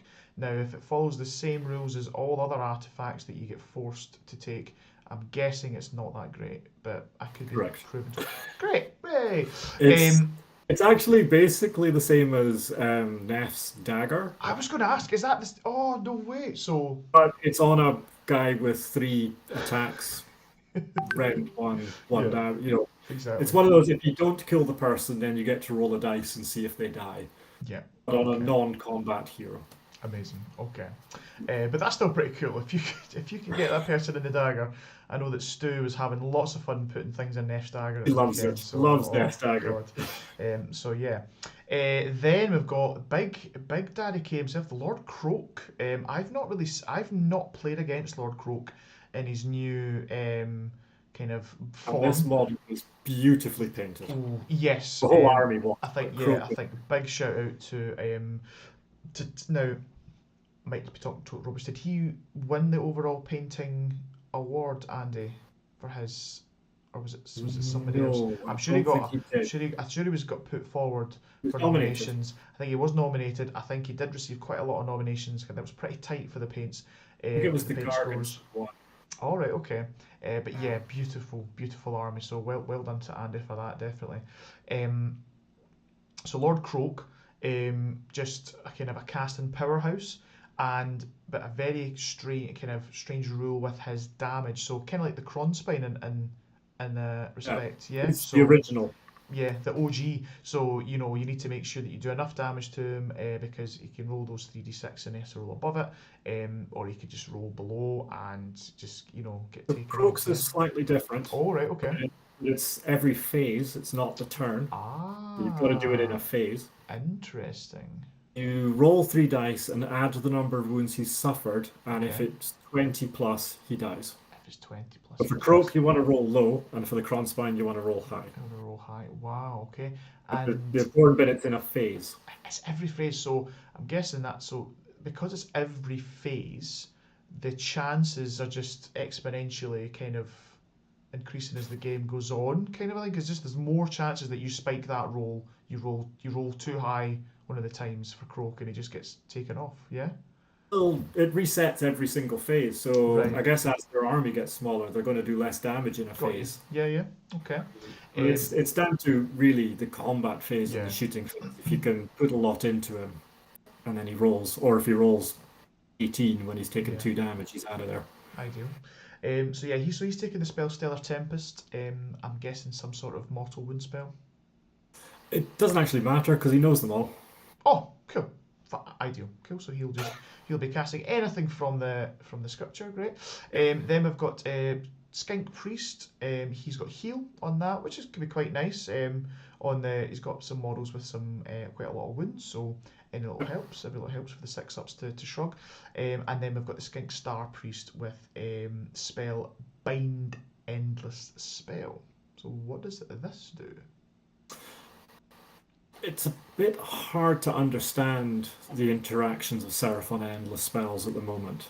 Okay. Basically, if there is an uncontrolled Endless Spell, Mm-hmm. you can start to control it. Ah, okay. So I think if somebody summoned an Endless Spell and then they get killed, it becomes wild. Yes. And so you can then start it being your Endless Spell, Perfect. Okay. I think. Okay. Yeah, that's Not you know, 100% you know certain. what? That sounds plausible to me. I think then we'll go with that. Now the Skink Priest and Skink Star Priest. So not only are they a priest and then a wizard, but then they also have their own little buffs on their war scrolls as well, with that they Yeah. can give out. Yeah. So the one that I always remember in my head is one of them gives out +1 to hit for an entire turn. Is that right? Is that the Star Priest that does that? So nope. So the Skink Priest Skink is Priest. the Okay. usual one. That's the one you see the most. Okay. So he's got a command ability, which you can do in the hero phase for Okay. +1 to hit. Okay. So that's great because it doesn't tie up with the allied attack.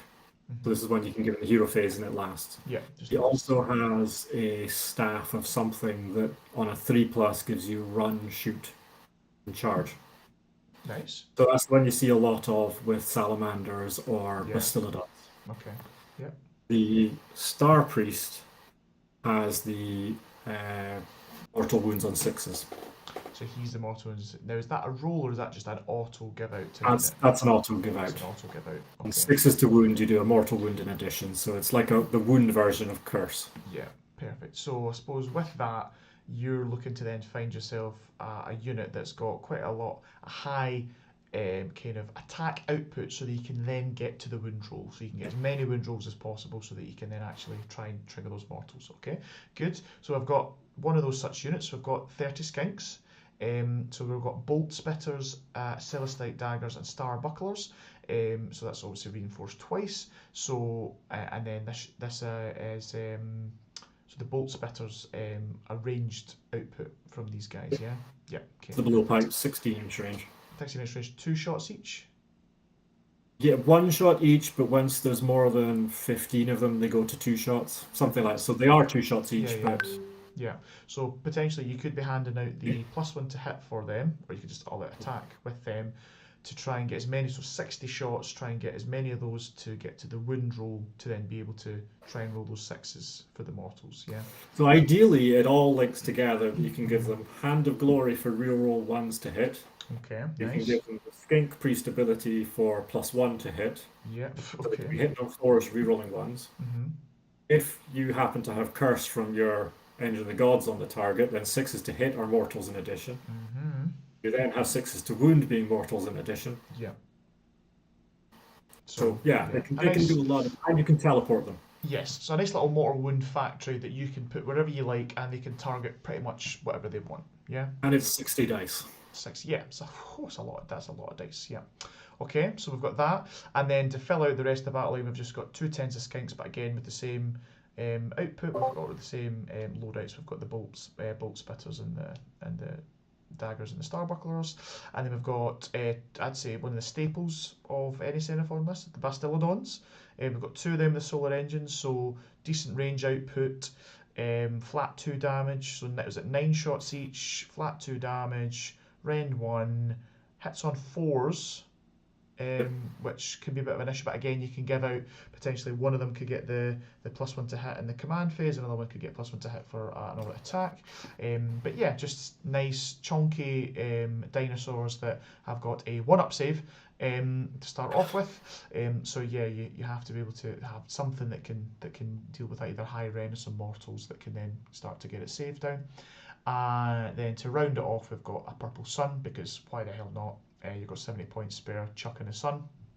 You won't Particularly if you're firing 60 shots without rend.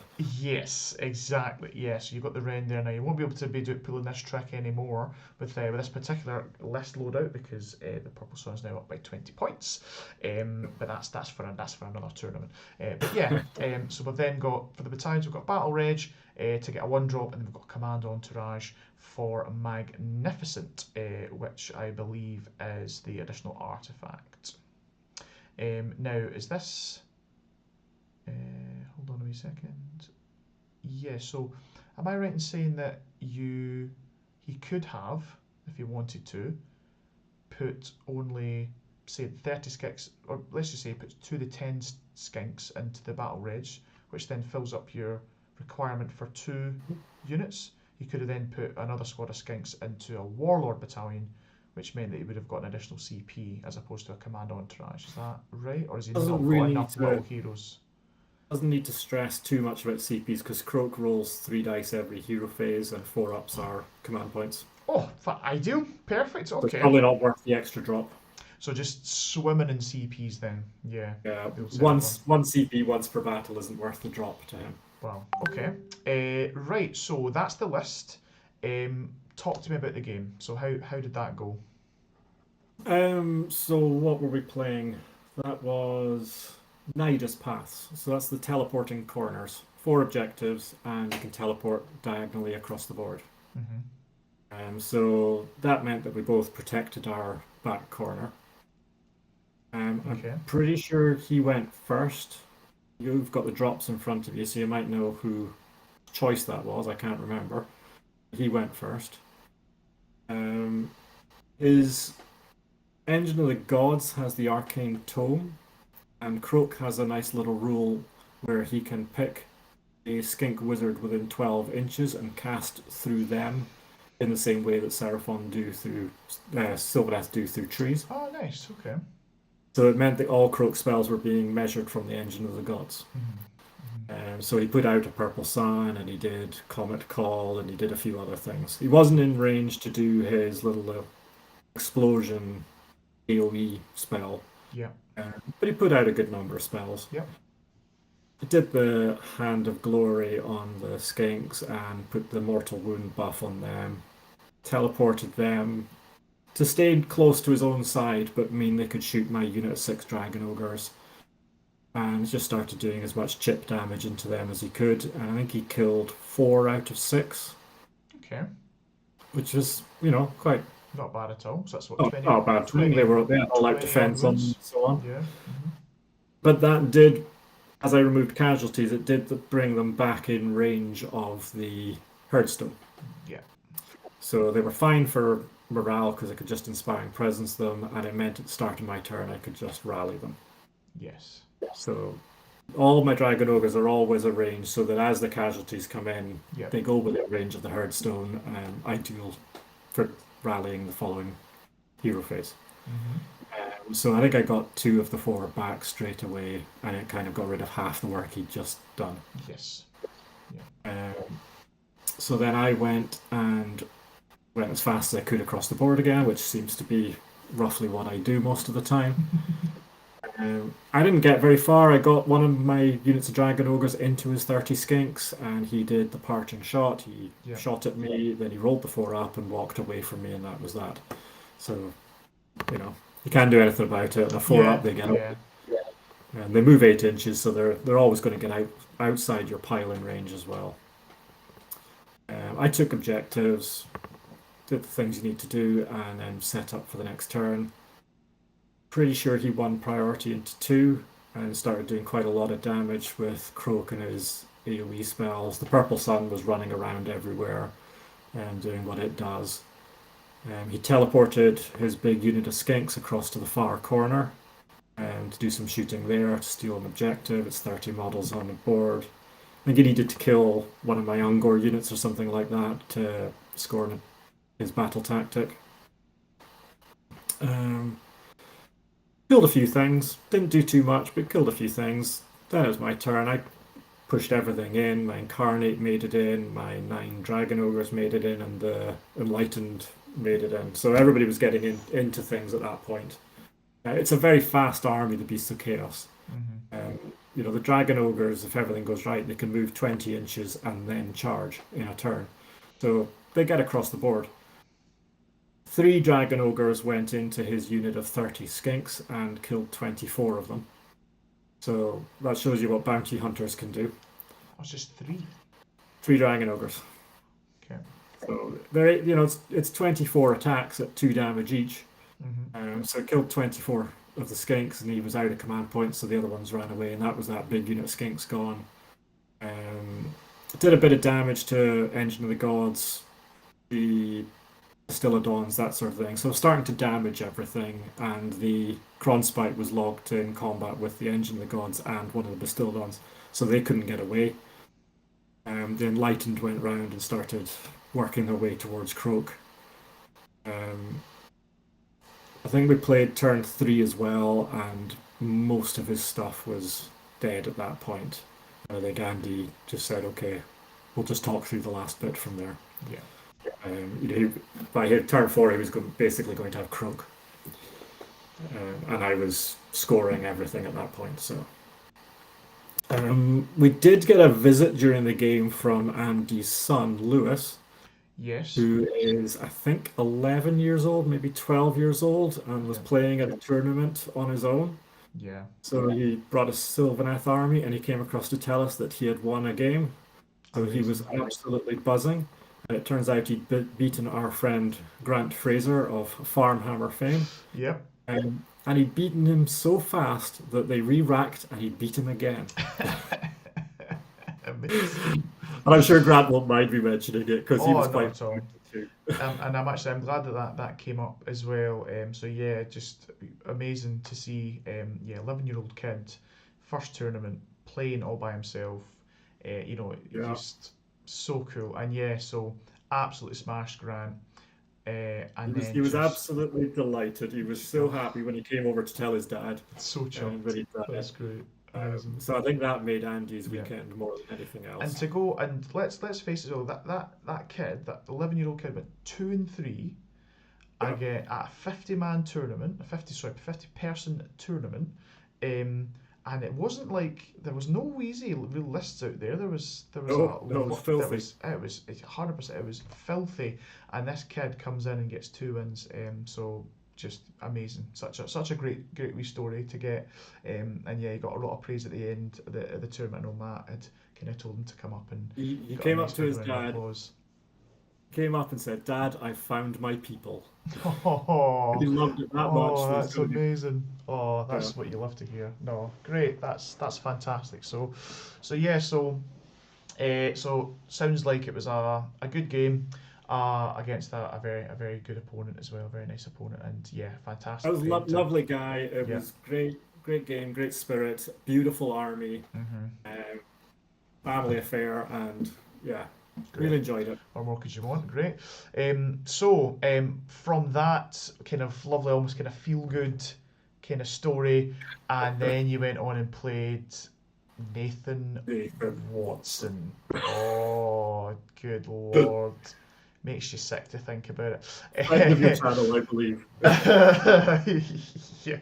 So, I had a wee go at this list recently, John. You're going to have to give me your tips because, oh baby, Scarbrand, he went and he just kind of took over the game and absolutely just demolished me. So we'll talk through the list. We'll talk about how you managed to fend off this absolute just powerhouse kind of list that Nathan's got going here with Blades of Corn and all the tricks and jank and shenanigans and all that kind of stuff that it's got within it as well. And obviously, and then also it's got the Nathan factor in with it as well because very, very good player, very competent, and yeah, and pretty much he's nipping at your heels, isn't he? You know, pretty much all the Ye- time. Yeah, he is nipping at my heels. I'm Snipping. just pleased that it's him nipping at my heels. I thought it was going to be the other way around. Totally right. Um, No, you're so still no the old bull still got it. Yep, absolutely. So he's got he's rocking corn. yep. So we're specifically looking at blades of corn, but I think just with the allegiance it's just corn. So, but that's the book that he's using, blades of corn. So he's gone for the slaughter host. I think the pretty much just the go-to Reapers of Vengeance. It's the go-to because it's got a command ability that allows a demon to fight twice immediately. Um, why wouldn't Why you? wouldn't you? Why would you not go for that? He's then got the Grand Strat Show of Dominance. That's coming up quite a bit. I'm noticing. So yeah, again, have a galley vets and all four quarters. He's then went for Triumph Indomitable. Now this is the first time I've seen this come up, and it's my personal go-to is Indomitable. I think Battle Shock Immunity is amazing. I think it's something that needs to be factored in, particularly with the likes of Horrorghasts roaming around the place as well. And you're not, you're Ravening Direflock, not able to use Inspiring Presence. Night Haunt, I know it doesn't affect me as a Night Haunt player, but with the other armies cannot use Inspiring Presence if you're within 3 inches of those units. So I think Battle Shock has become quite a meaningful thing. It's not just that. It's not just that doesn't matter. Spend a CP, they're fine. You actually need to properly, combat that. So I like that. So for his list, just start off Scarbrand. Oh my God, this guy. It's the So best thing in the game. just so good. No, I mean you've got a lot of love for this. You've played Yeah. your share of Chaos, Khorne. I remember you rocking about with Bloodthirsters and Scarbrand as well. You had a Legion in the First Prince list, I think, with quite a bit of kind of a Khorne detachment in there as well. So I played Corn for a number of tournaments, yeah, and they're still one of my favorite. And Scarbrand has a special place in my heart. I just love him. well I he's think got. this might be the first time I've ever played against him rather than with him. Oh, interesting. So he kind of turned I against his old pulled master. endless things with him. Well, I mean, it's pretty much. It's just. He's one of the units where anything he touches it's gonna go. He's like Gotrek, really. Yeah, he's go with that. He's like a big red angrier Gotrek. Yeah.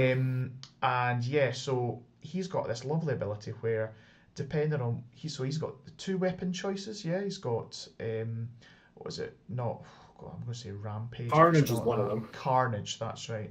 Carnage and whatever the other one is, but Carnage is the real one. So if The other one he's doesn't matter.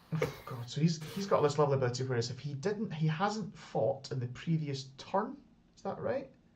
If he hasn't fought in either of the combat phases of the Okay. previous battle round. Previous battle round, right? So he needs to be not in combat. Okay, not So to battle have round 1, don't not to fight. not to have do not fight, which is quite easy for him usually because you can kind of protect him back. He's not that fast, he's only going what 10. He doesn't fly. Doesn't fly as well, so you're like right, cool. So doesn't fight in battle round 1. Battle round 2, then he's operating as if he is on bottom bracket. Now, Yeah. I know what you're thinking. Bottom bracket for a monster must be terrible, right? No, absolutely amazing because with his Carnage, if he rolls a 1-up, he does 8 mortal wounds. Is that correct? Yes. And And if if he he rolls, rolls a 6, it's 16 mortal wounds to that target that he's just hit. Now, in Khorne, there's quite a few different ways to get +1 attack, isn't there, John?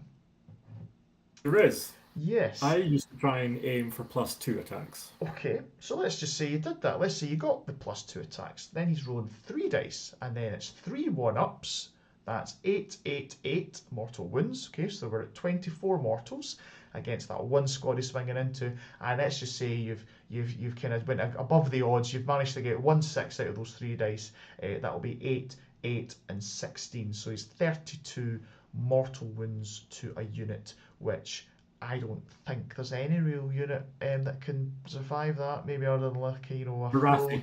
full Heath Gargant, Marathi. Yeah, maybe Gotrek. I don't know. Like you roll if Well, you could Gotrek would 3 turn ups. it into 3 mortal wounds, wouldn't Well, he? yeah, well exactly. So yeah, so that's fine. But yeah, most things in the game will just evaporate to that touch.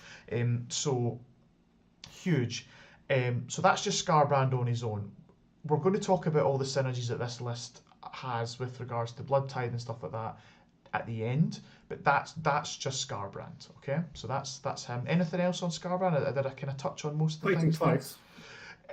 Yep. So with the Reapers of Vengeance, immediately so it spends a CP, start combat phase. He will fight twice immediately as well. So that 32 mortals that we got, maybe that's not even the max that you could get.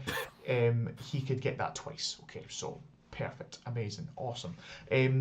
So moving on, Blood Secretor. So Blood Secretor, that's the guy with the big banner. He is going to give out an aura, I believe. Is it an aura of +1 attack that gives out? He's got a 16-inch aura of +1 attack. A +1 attack. Okay, so lovely big aura. Yeah, 16 inches is huge. He also And does the reroll successful spell casts. yes, which is so annoying. That's so annoying. Yeah, so you within 16 inches, he'll usually, and the way that Nathan plays it, he tries to put his kind of blood altar or whatever that's called, the altar, as far up as Skull altar. possible as he can. He'll garrison with that to then push out that aura even more because it's a big scenery piece. And then because it's kind of quite near the centre of the table, he's given out that reroll all successful casts, which is huge. Then we've got a Bloodthirster, so it's kind of he's got a triple Bloodthirster list. He's got Scarbrand, that's one Bloodthirster. He's got a Bloodthirster of an Insensate Rage, also affectionately known as the Boom Thirster, because he brings the boom. So with him, I believe he starts on 5 attacks. Natively. He only hits on 4s, but with his Locus, he rerolls 1s if he charges, or just because he's a demon, he's a Khorne demon, he rerolls 1s to hit. Yeah. Now, the real magic comes from the wounds, where if he rolls a 6 to wound, he does 4 mortal wounds in an 8-inch aura from himself. So every unit within 8 inches of him gets 4 mortals, and that stacks. So if you roll 2 6s, 8 mortals. You roll 3 6s, 12 mortals, so on and so forth. Okay. He And then that's the also boom. that is the boom. He then also can benefit from Reapers of Vengeance by fighting twice if he so wishes. So he's bringing a lot of booms. Okay. So that's the Insensate Rage.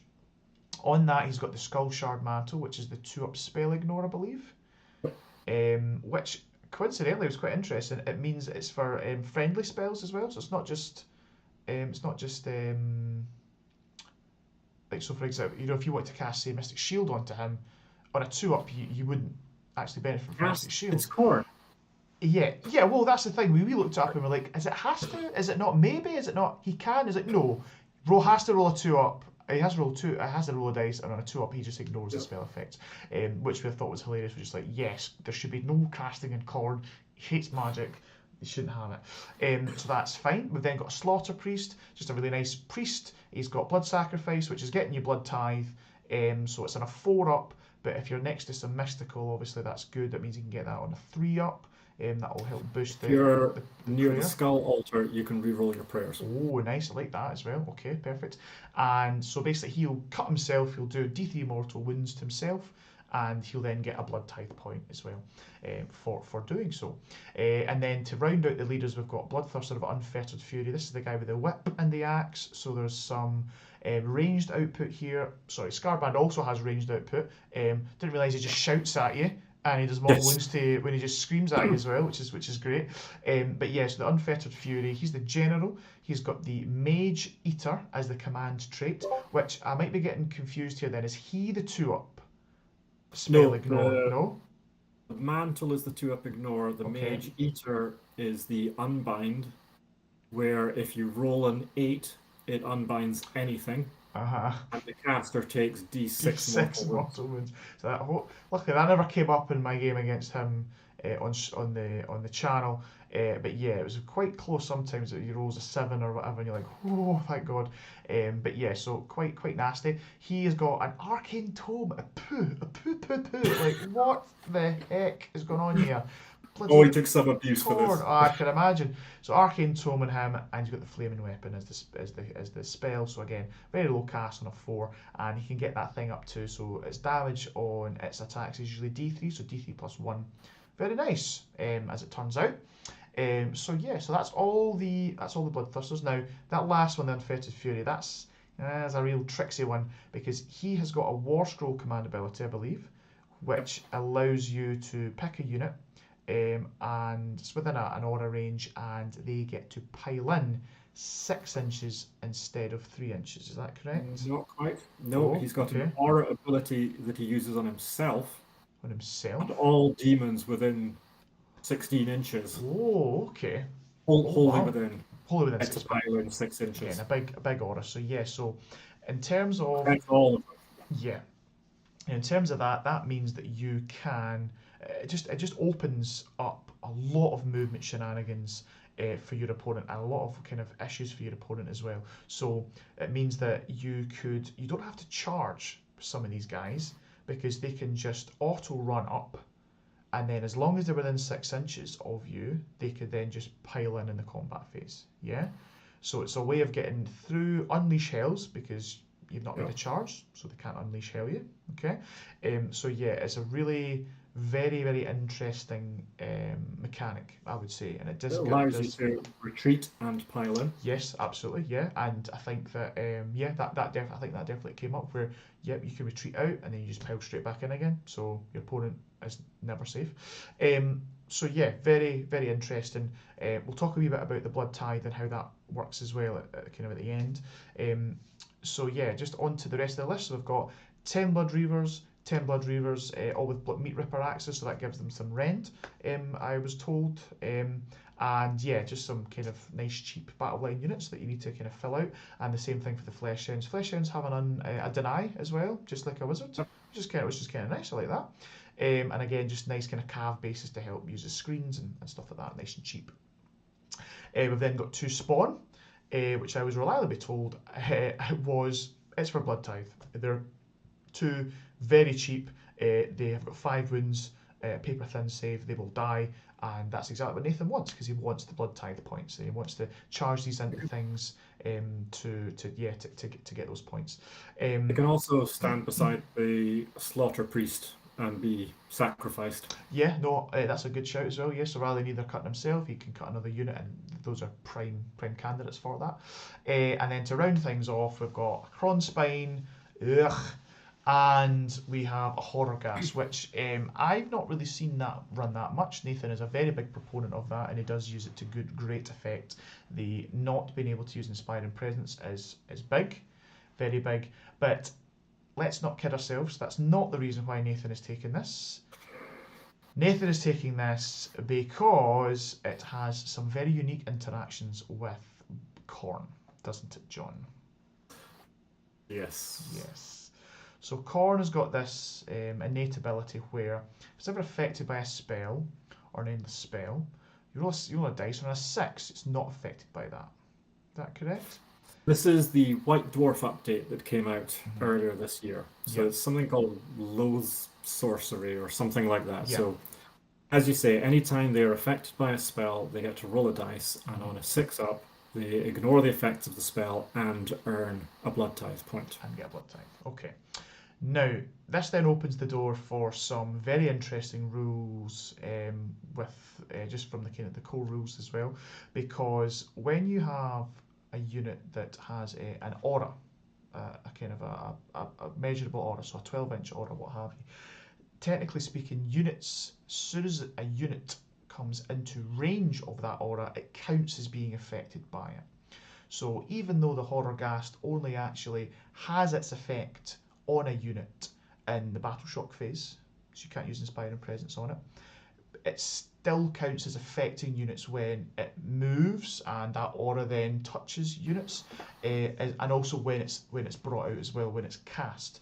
Now this only really has kind of an effect in Khorne because he's able to cast this endless spell that only needs a 5 to cast, I believe, so a very, very low casting roll, and he could then generate Blood Tithe points from this. Yeah, Yeah. it's very complicated. Hmm. The rules aren't very clear, No, and they're very badly written. I would agree. Um, there's lots of ways you could interpret this, and there's no FAQ, there's no clarity, and Nathan and Matt had a discussion about it. There are some people who would interpret it in the most extreme form, Yeah. which would mean that you could be at the edge of the aura and with your movement walk in and out of it. Yeah, just an unlimited number of times. Just basically vibrate the model, and Yeah, you get unlimited blood tithe. and you would get Unlimited rolls of unlimited. dice. Yeah, exactly. Yeah. There is the other end where you say that the ability happens in the Battle Shock phase from this Mhm. Horrorghast spell. Yeah. So it happens once in the Battle Shock phase and you get to roll then. Yeah. And then Nathan and Matt came to a compromise version in the middle where the aura happens when it's cast, it Mhm. happens again when the Horrorghast moves, and then it happens again when units move. Yeah. Yeah. So 3 dice rolls in each turn that the Horrorghast is active Correct. per unit within the aura. Yeah. I've heard other people talking about it in other channels, about it being that it only happens in the Battle Shock phase. Hmm. I understand the argument for the crazy one of going in and out a million times. Yeah. Matt had to rule, and he's the TO, and his answer stands. Absolutely. And they went for this one in the middle. Yeah. And I don't know what's the right answer.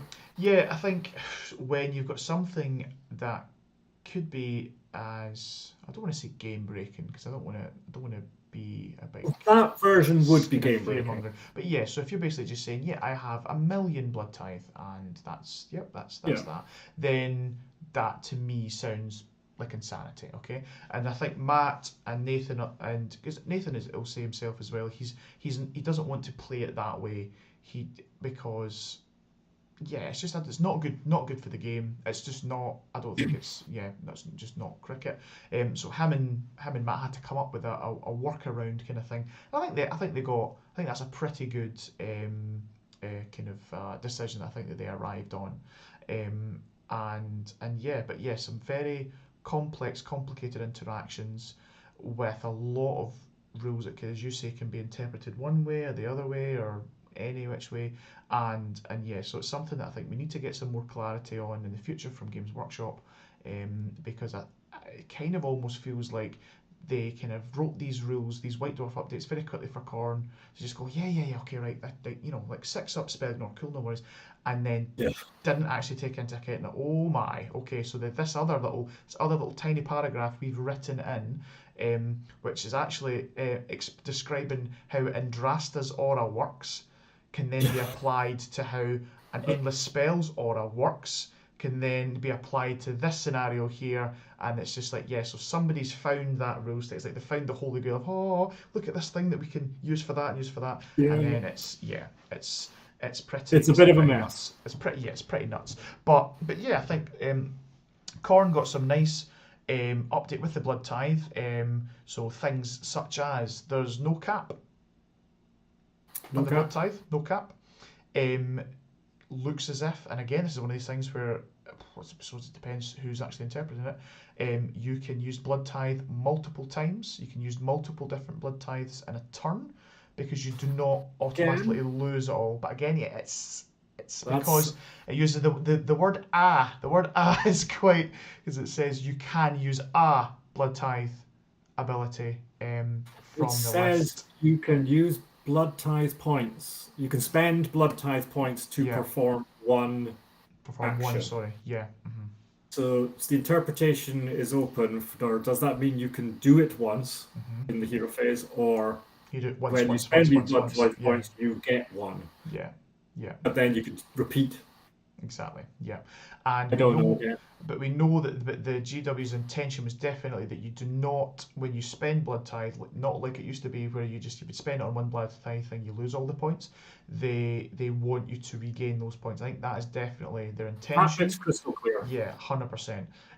So yeah, so um, in terms of the blood tithe that can be carried out, big ones for me that I took from my game is piling in and fighting in the hero phase. Yep. That was a big one. That was a very big one. It's Any going to be, isn't it? fighting out of sequence in your opponent's turn is, or just not even. It could be your opponent. It could be the opponent's hero phase. It could be your hero phase. That's huge. The other big one that really put the fear into me was for two blood tithe. You just count a spell as having not been cast as well. Not automatic unbind. So it's not auto unbind. So I can get around. So for example, I have an artifact in my Nighthorn army that can allow me to auto cast Sun and it can't be unbound. But for two blood tithe, it just counts as if it wasn't cast in the first place. Okay, so even overrules that, does it? So I mean, Okay. well, me and Nathan, we had the chat, we had the discussion, and we looked at it and went, well, I was like, yeah, true, because it just says the endless spell is cast without rolling the dice, and it can't be unbound. But you're not unbinding it; you're just making it so that it's not cast. So okay, right, cool. So that can mitigate that. Okay. What are some of the other blood tithe that comes up? Nathan was very Move. upfront. He basically said he probably only ever uses the 1, 2, 3, and 4. Never really Yeah. touches the 5, 6, 7, 8, and then he uses the rest for summoning. That was pretty much his. One to four are the big ones. I mean, one's a command point because it does Yeah, that's burn pretty through a good. bunch of Yeah. command points, that army. Your double pylon's a command point. Your 6-inch pylon's a Yeah. command point. You probably want to run Scarbrand 6 inches to then pile in. So that's a command point. So it goes through them a lot. Hmm. Two is you didn't cast it Hmm. spell, unbind by a different name. Hmm. Three is move or charge. Yes. Hmm. So that's really useful for tying people up. You can charge them in their own hero phase and Yeah. pin them. You can move back, or you could bring Scarbrand forwards in the Yeah. hero phase, then move in the movement phase, and then pile in 6 inches, Yeah. etc. And Yeah. four is fight Yes. in the hero phase. Yeah. And yeah, I think the 3 and 4, those are the big Big. ones. They just, along with the piling in 6, along with the fight twice, Yeah. it's just, oh my gosh, like it's just he's. So usually you've got some. If you're combat into combat, you maybe have some play into combat because you can maybe tie something up, you can pin something, you can screen something. But a lot of these, it just means that it's like, okay, so I'm just gonna charge the hero phase and kill this thing, right? Then I'm gonna move because I've killed it now. I've killed your screen. Then I'm gonna move. Then I'm gonna kill that other thing that you were trying to hide behind the screen. There's this. It's just Yeah. it really feel. I think it feels like when it's fully juiced, fully operational, and it really is firing all cylinders with the blood tithe. It's a very difficult train to stop. It feels like with the damage I output. played Corn a lot back in 2018, 2019, and I loved all these things. You very rarely summoned with your blood tithe points. It was Yeah, all about these abilities. yeah, But in those days, you didn't get many blood tithe, and you burnt them all to do an correct. ability. Yeah. So this keeping your leftover points is fantastic. Mhm. And as you say, with the spell interactions and so on, the way it was ruled meant that on average Nathan was earning sort of 3 or 4 blood tithe points every turn. Wow. So most hero phases he had the points to do something. Yeah, exactly. Yeah. Never got to the 5 or 6, but because he was spending them, but it meant every hero phase something interesting was happening. And Exactly. it gives Corn some game, I'll say that. I agree. I couldn't agree more. Definitely. So that's the list. That's the blood tithe. That's the corn shenanigans. How did the game go, and how did you manage to withstand this onslaught? The game, this was a fantastic game, and Hmm. Nathan and I, this is our fourth game this year in Yeah, tournaments. it's your little tournament It's a tradition, tournament isn't within a it? tournament, isn't Yeah, it? it's just that you say, oh, Uh, when do I get to play John? Yeah. Hmm. it usually comes up game four Hmm. as well, which it did this time too. Yeah. And if we ever get a redraw due to someone dropping out of a tournament, Nathan and I know the redraw will put us into each other. Because So that also has happened. if anyone says redraw, our hearts sink. You're like, oh no. Yep, yep. Go on. But good friends, Yeah. like to compete with each other, Hmm. and always a good game. So this one we were playing Silk Steel Nests, and I think that is probably the key to how I won was Okay. the mission. Yeah. It's eight objectives. Hmm. So we're spread out long board edge, and there's eight objectives on the table, and Nathan's army largely is a castle. Because they all need to be around each other to get those synergies off and to get that Yeah. Horrorghast doing, creating blood ties from them all and so Hmm. on. So he largely castled up on two objectives and had the spawn sitting out on the other two objectives on his side. Yeah. And I could stay out. I mean, I know his threat range is 22 inches. Hmm. So if you're outside 22 inches, he can't affect you turn one Yeah. because he has no blood ties at the start. I gave him the Yes. turn because I Yes. was lower drops. So he couldn't do anything to me. So it's kind of like a free turn one. Yeah. So he got out his Horrorghast and generated some blood ties and, got himself all castled up and ready and moved forwards a little bit. He chucked his flesh hounds across the board to steal an objective, and that was pretty much his turn. He got 5 points, Okay. did the things he needed to do, and generated, I think, 3 or 4 blood ties. Yeah. I then went, did my started hero phase abilities, and then Nathan charged his flesh hounds into me in my start of hero phase. So that was great. So that pinned my dragon ogres in place. He got into the Ideal. 9 dragon ogres and stopped them from going anywhere, Yeah. which is a fantastic use of 3 blood tithe. Absolutely. Um, And then when you kill the flesh hounds, the dragon ogres, that's another blood tithe. that's another blood tithe, and I failed to dispel the Horrorghast, so it Oh, kept doing things. kept ticking away. Yep. Kept ticking away. So yeah, in my hero phase, it generates some more, so on. I sent some dragon ogres and my ungors and things came on the board in the half of the board he wasn't using, so to fight the chaos spawn and steal his objectives. And there was basically nothing Nathan could do about that. I was going to get that side of the board because Yeah. he can't afford to move his whole castle, and if he sends one thing out of it, it loses all the buffs and Yeah. abilities. My Kronspine went forwards to try and sort of flank his castle a little bit. It went near his Kronspine because I knew Nathan didn't really want our Kronspines to interact with each other particularly. But also he didn't want my Kronspine getting into his Bloodthirsters. Of course. Yeah. So it's kind of if he comes and goes for mine, then that's okay. It means we can just play with the rest of our armies. And if he doesn't, then I'm going to go past him, and he doesn't want that. I figured my Dragon Ogre could take care of his Kronspine, Hmm. but Scarbrand doesn't really want to play with a Kronspine because he can't kill it in a turn, and Yeah. Scarbrand does die easily. Yeah. Really nice counter to that. Yeah. Definitely. So killed the Flesh Hounds, moved up a little bit, nothing much else happened. And turn 2, I won priority and gave it to Nathan. Because his castle still wasn't in a position. Scarbrand was standing behind some Blood Reavers, and there was a lot of impassable and garrison terrain on the board. Yeah. So Scarbrand couldn't move anywhere in the start of hero phase, and therefore wasn't going to get to me. So I figured it was a safe time to give away the turn and set myself up for a potential double after that. So that turn 2, he put his Kronspine into mine, so to stop me getting round the back. So the Kronspines started their little mini game on their own in Yeah. the middle of the board, not really affecting anyone else.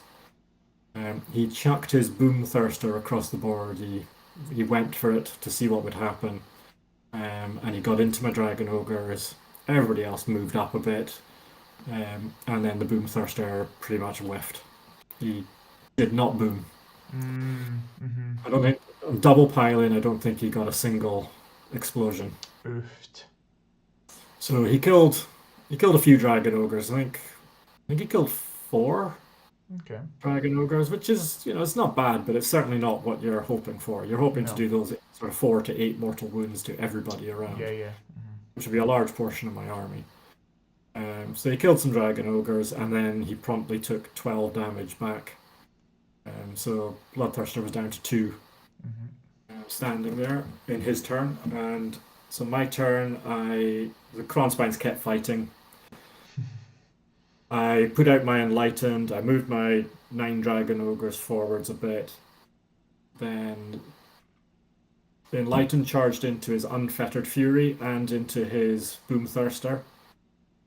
And the idea was to try and I went for, was it eye for an eye?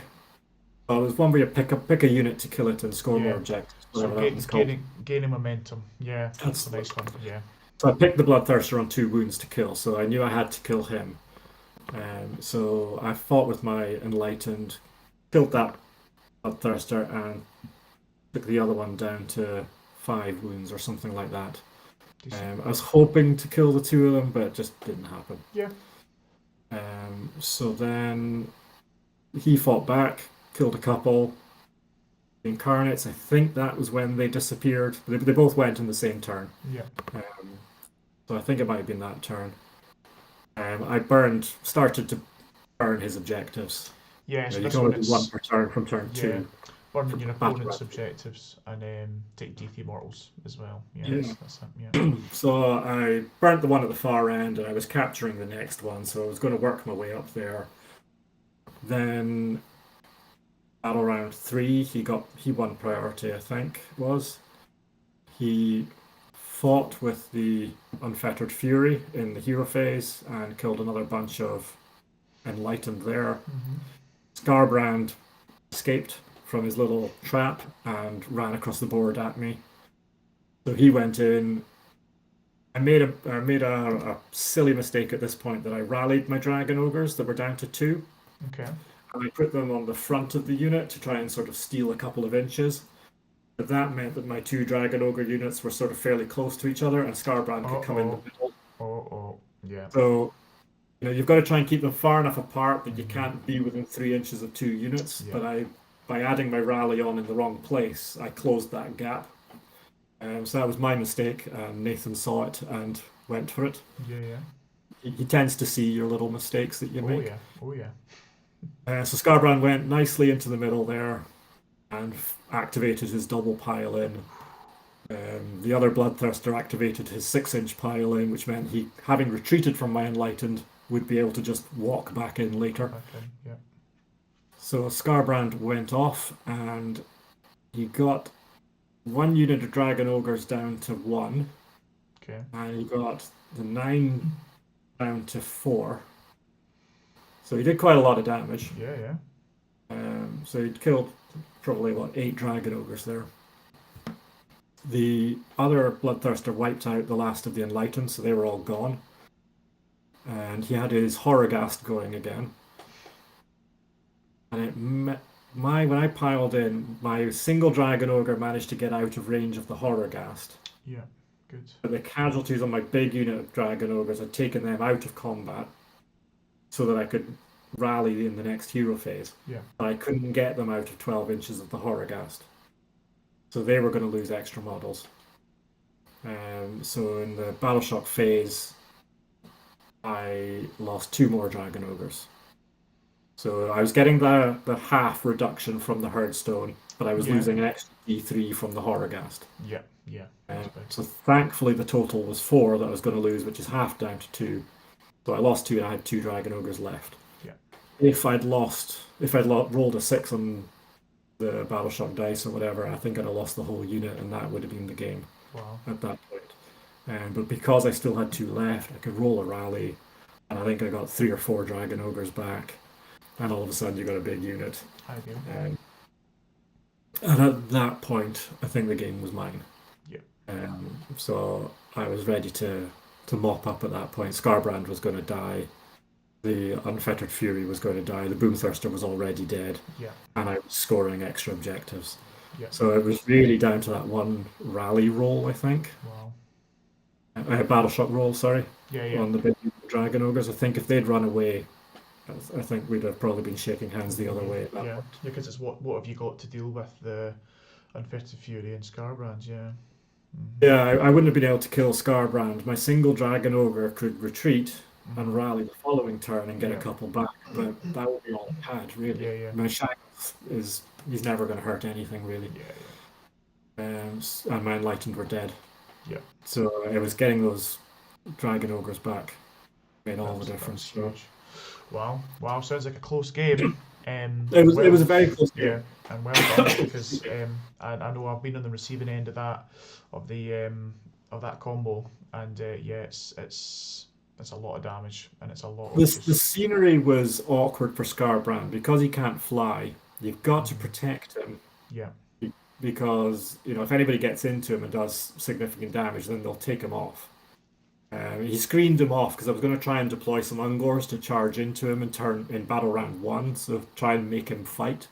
yeah, Because if you can make him fight in battle round one, then battle round two he's a happy man yeah, yeah, and he doesn't do much damage. yeah, So Nathan was clever enough to screen off the backside so you couldn't get a sneaky charge in of there. course, Because even if you don't do any damage to him, you take away half his damage potential by keeping yeah. him happy. Um, Keep it happy. I like that. feed him something, and he's a little happy in the corner.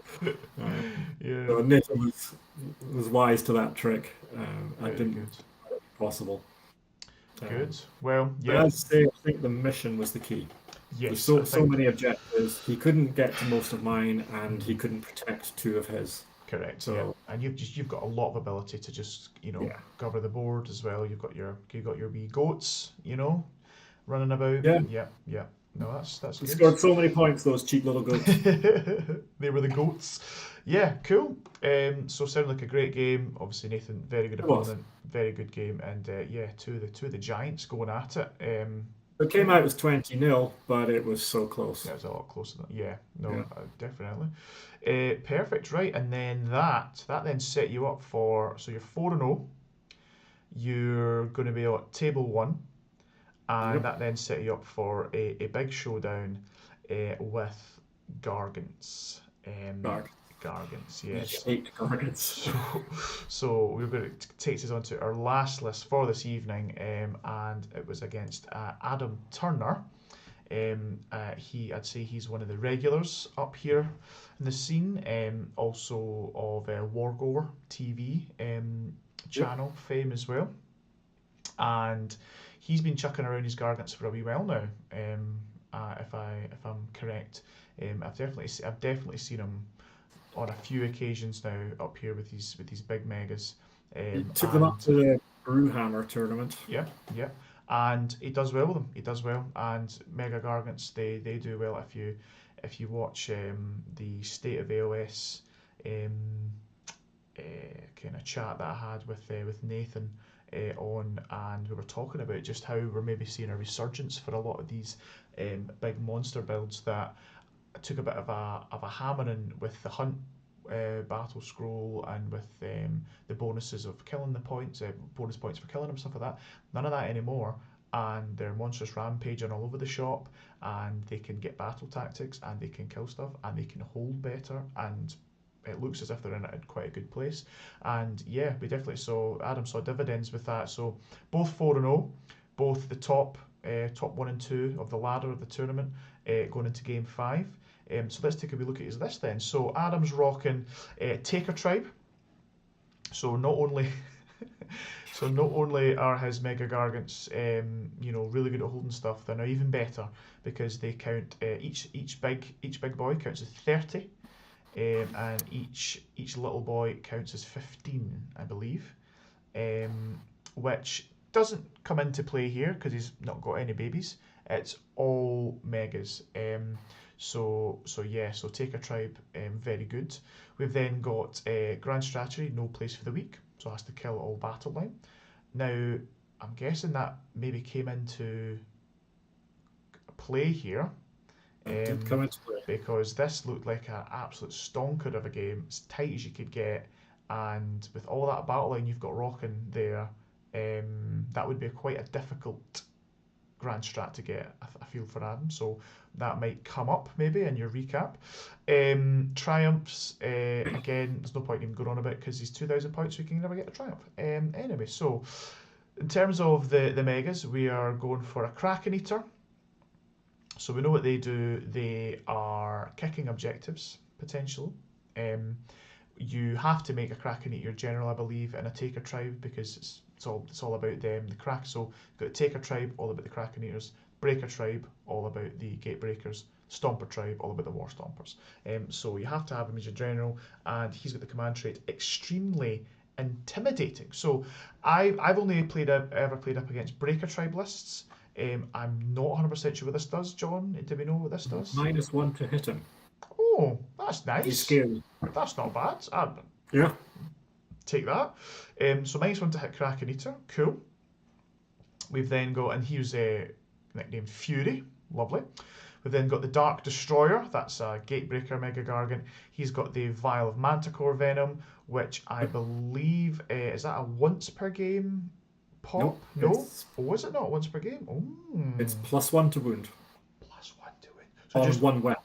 so on one weapon, which is obviously going to be his Gatebreaker's Flail, and that's +1 to wound at all times.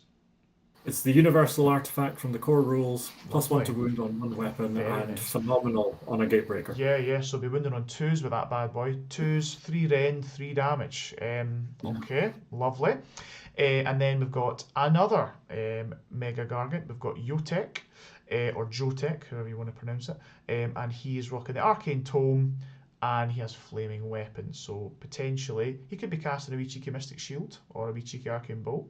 But if he does cast Flaming Weapon, that Mega Gargant's his flail's going up to damage 4, which is very tasty.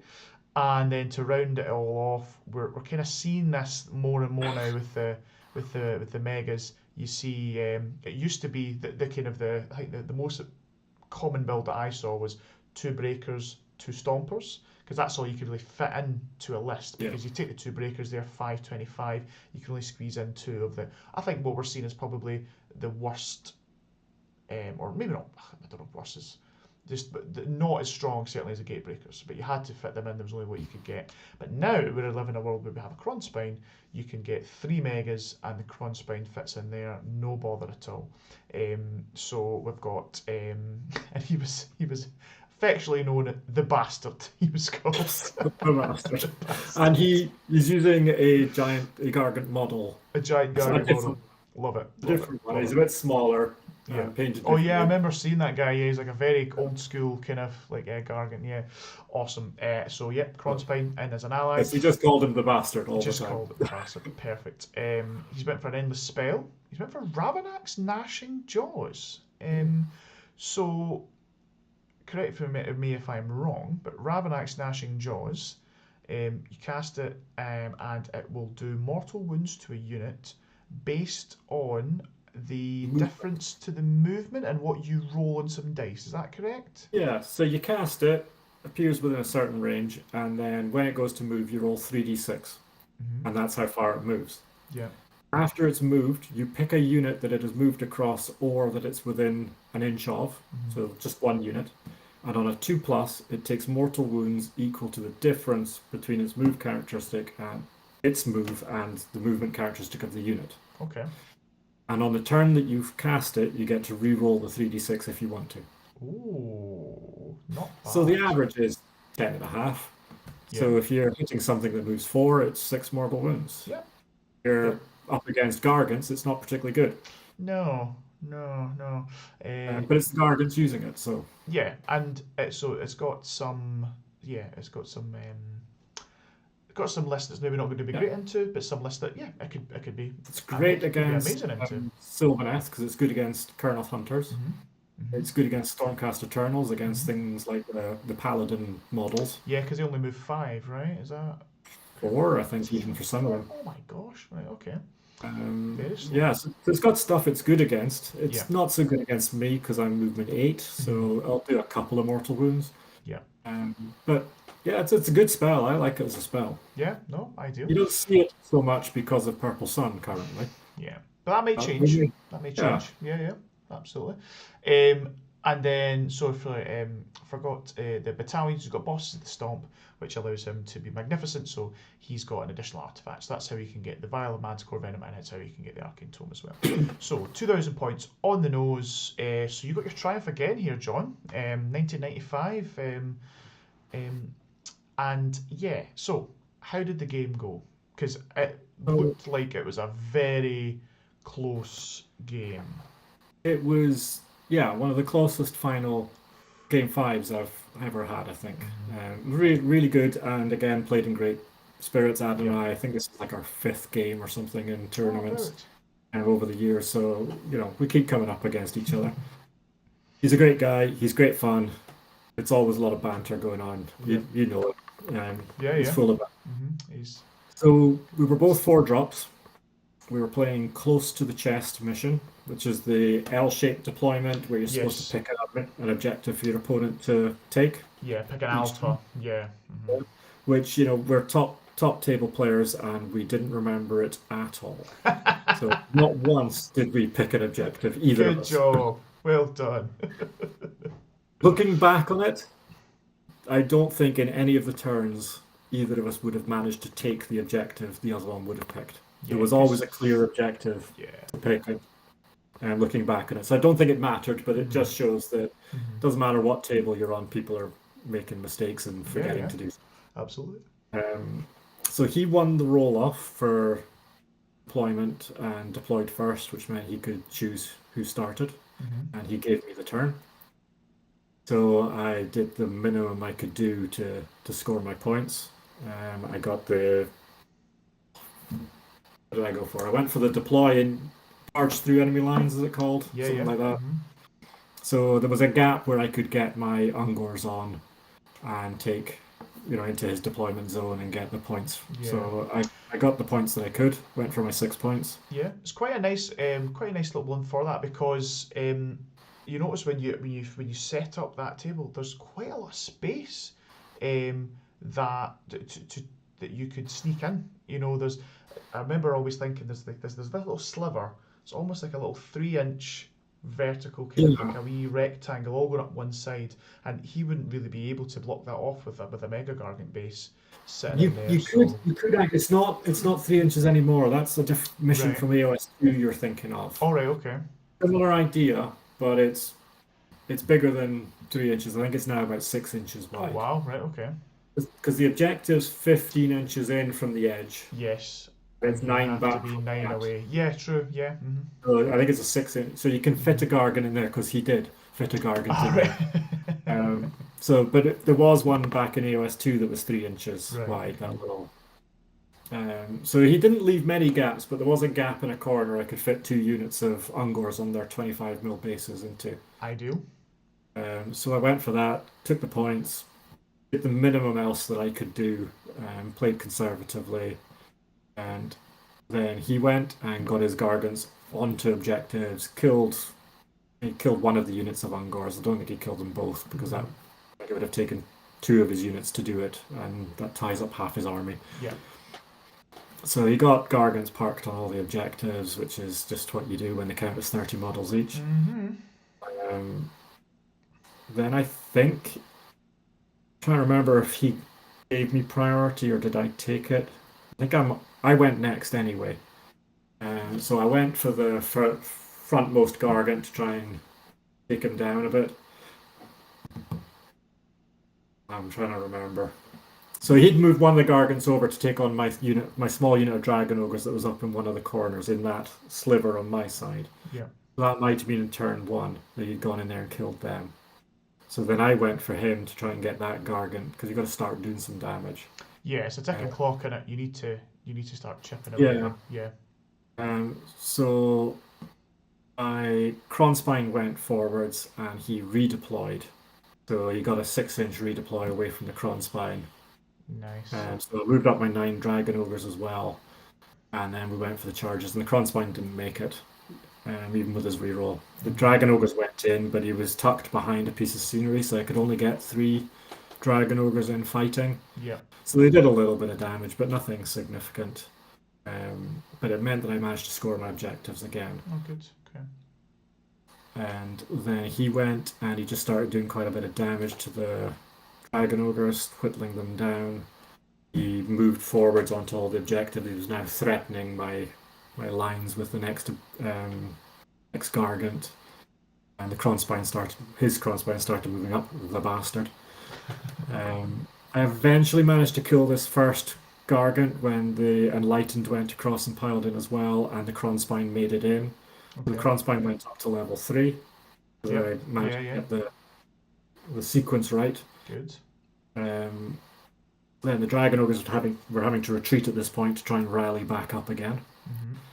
I had another unit of 6 protecting my home objective to stop him being able to get onto it.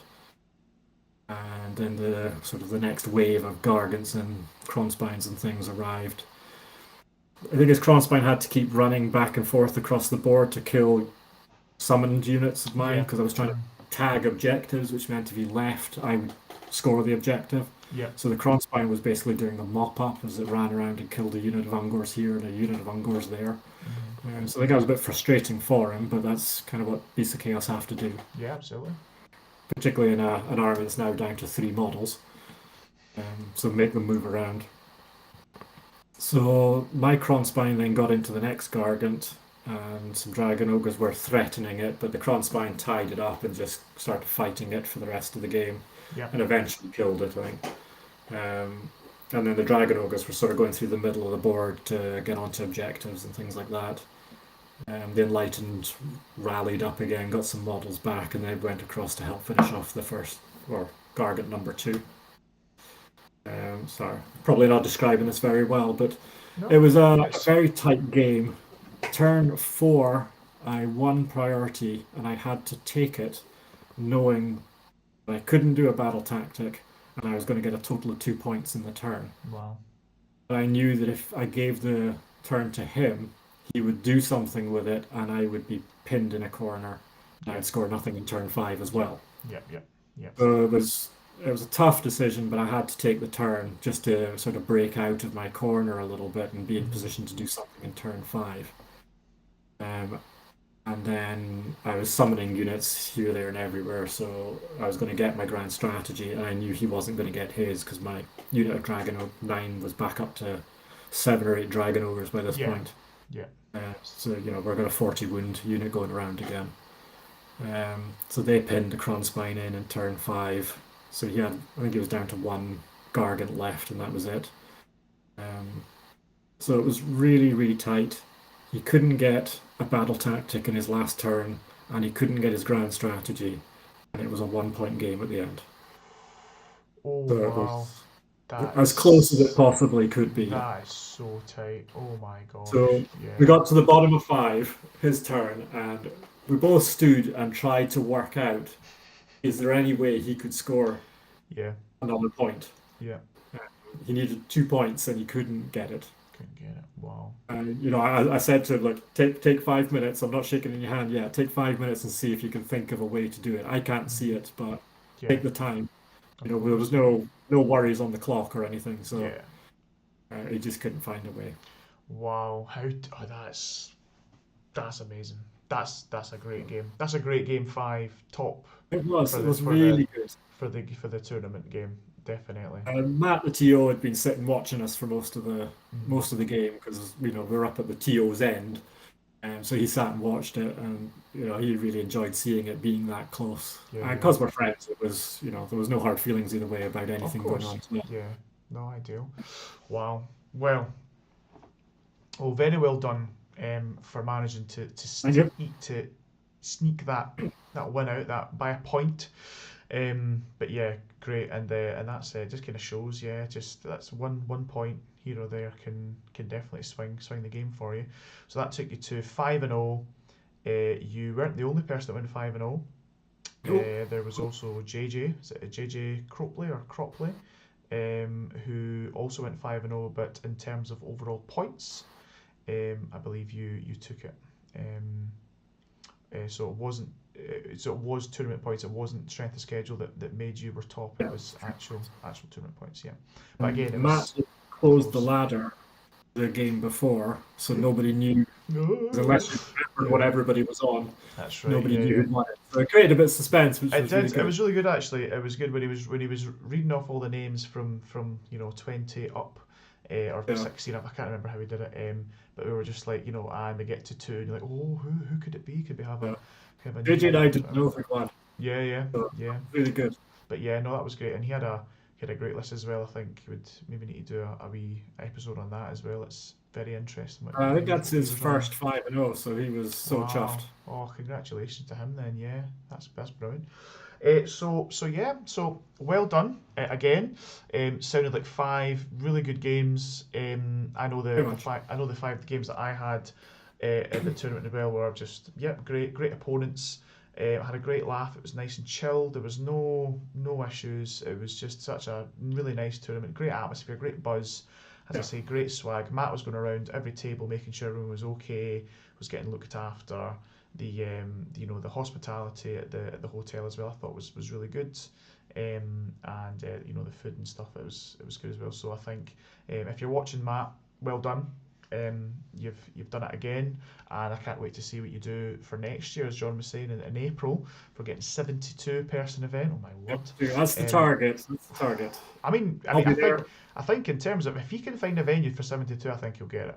I think you'll get I it as think well. absolutely. I think there were still people that he could have called upon for more bodies if need be. So no. He's asked me to do my best to be there to defend the title, so Oh, absolutely. Yeah. I Well, think it's a good thing. that'd be ideal. So yeah. So I'm just gonna pop the ladder up for the folks as well. So I've managed to fit in the top 20. Just to give people some props. So we've got a whole list of. I'm not going to go through everyone's names, but that you'll spot yourself if you're there. But yeah, it was interesting to go through when I was going through the tabletop teal and picking out the lists of the people you'd played. Noticed that every single person you played all ended up in the top 20 as well. So yeah, it just shows you we've got really good kind of good competitive players who they were able to put up a good fight, a good game against people such as yourself. People that are rocking around with 93% win rates and are the best a man could get. So no, it was really good to see, and yeah, some good lists as well, which was good to see as well. So I think that takes us to the end. We're pushing about 2.5 hours now, John. But that was a really good. I enjoyed every minute of that. Just delving kind of into each of the lists, talking about how you were able to overcome the kind of adversity and what have you. And yeah, it was really good to hear you speaking at length about Sigmar, a game that we all love. So Yeah. I think that probably about does it, folks. I think we've taken up enough of your time. Hopefully you enjoyed it. I know I did. And as I say, if you'd like to see more content, please like and subscribe. And if you'd like to support the channel, support myself, then there's Patreon there as well, and we'll have the link in the description below. And thank you, John, for being on. Welcome. Thank you And for having me. no, but you're very, very welcome, and hopefully we'll see you again in the future. It's always good to get your experience and your knowledge of the game. I think is really good. So I'd love to tap into your brain some more. And Anytime. yeah, so yeah, I think that does it. So anything else to say to the folks before we head off?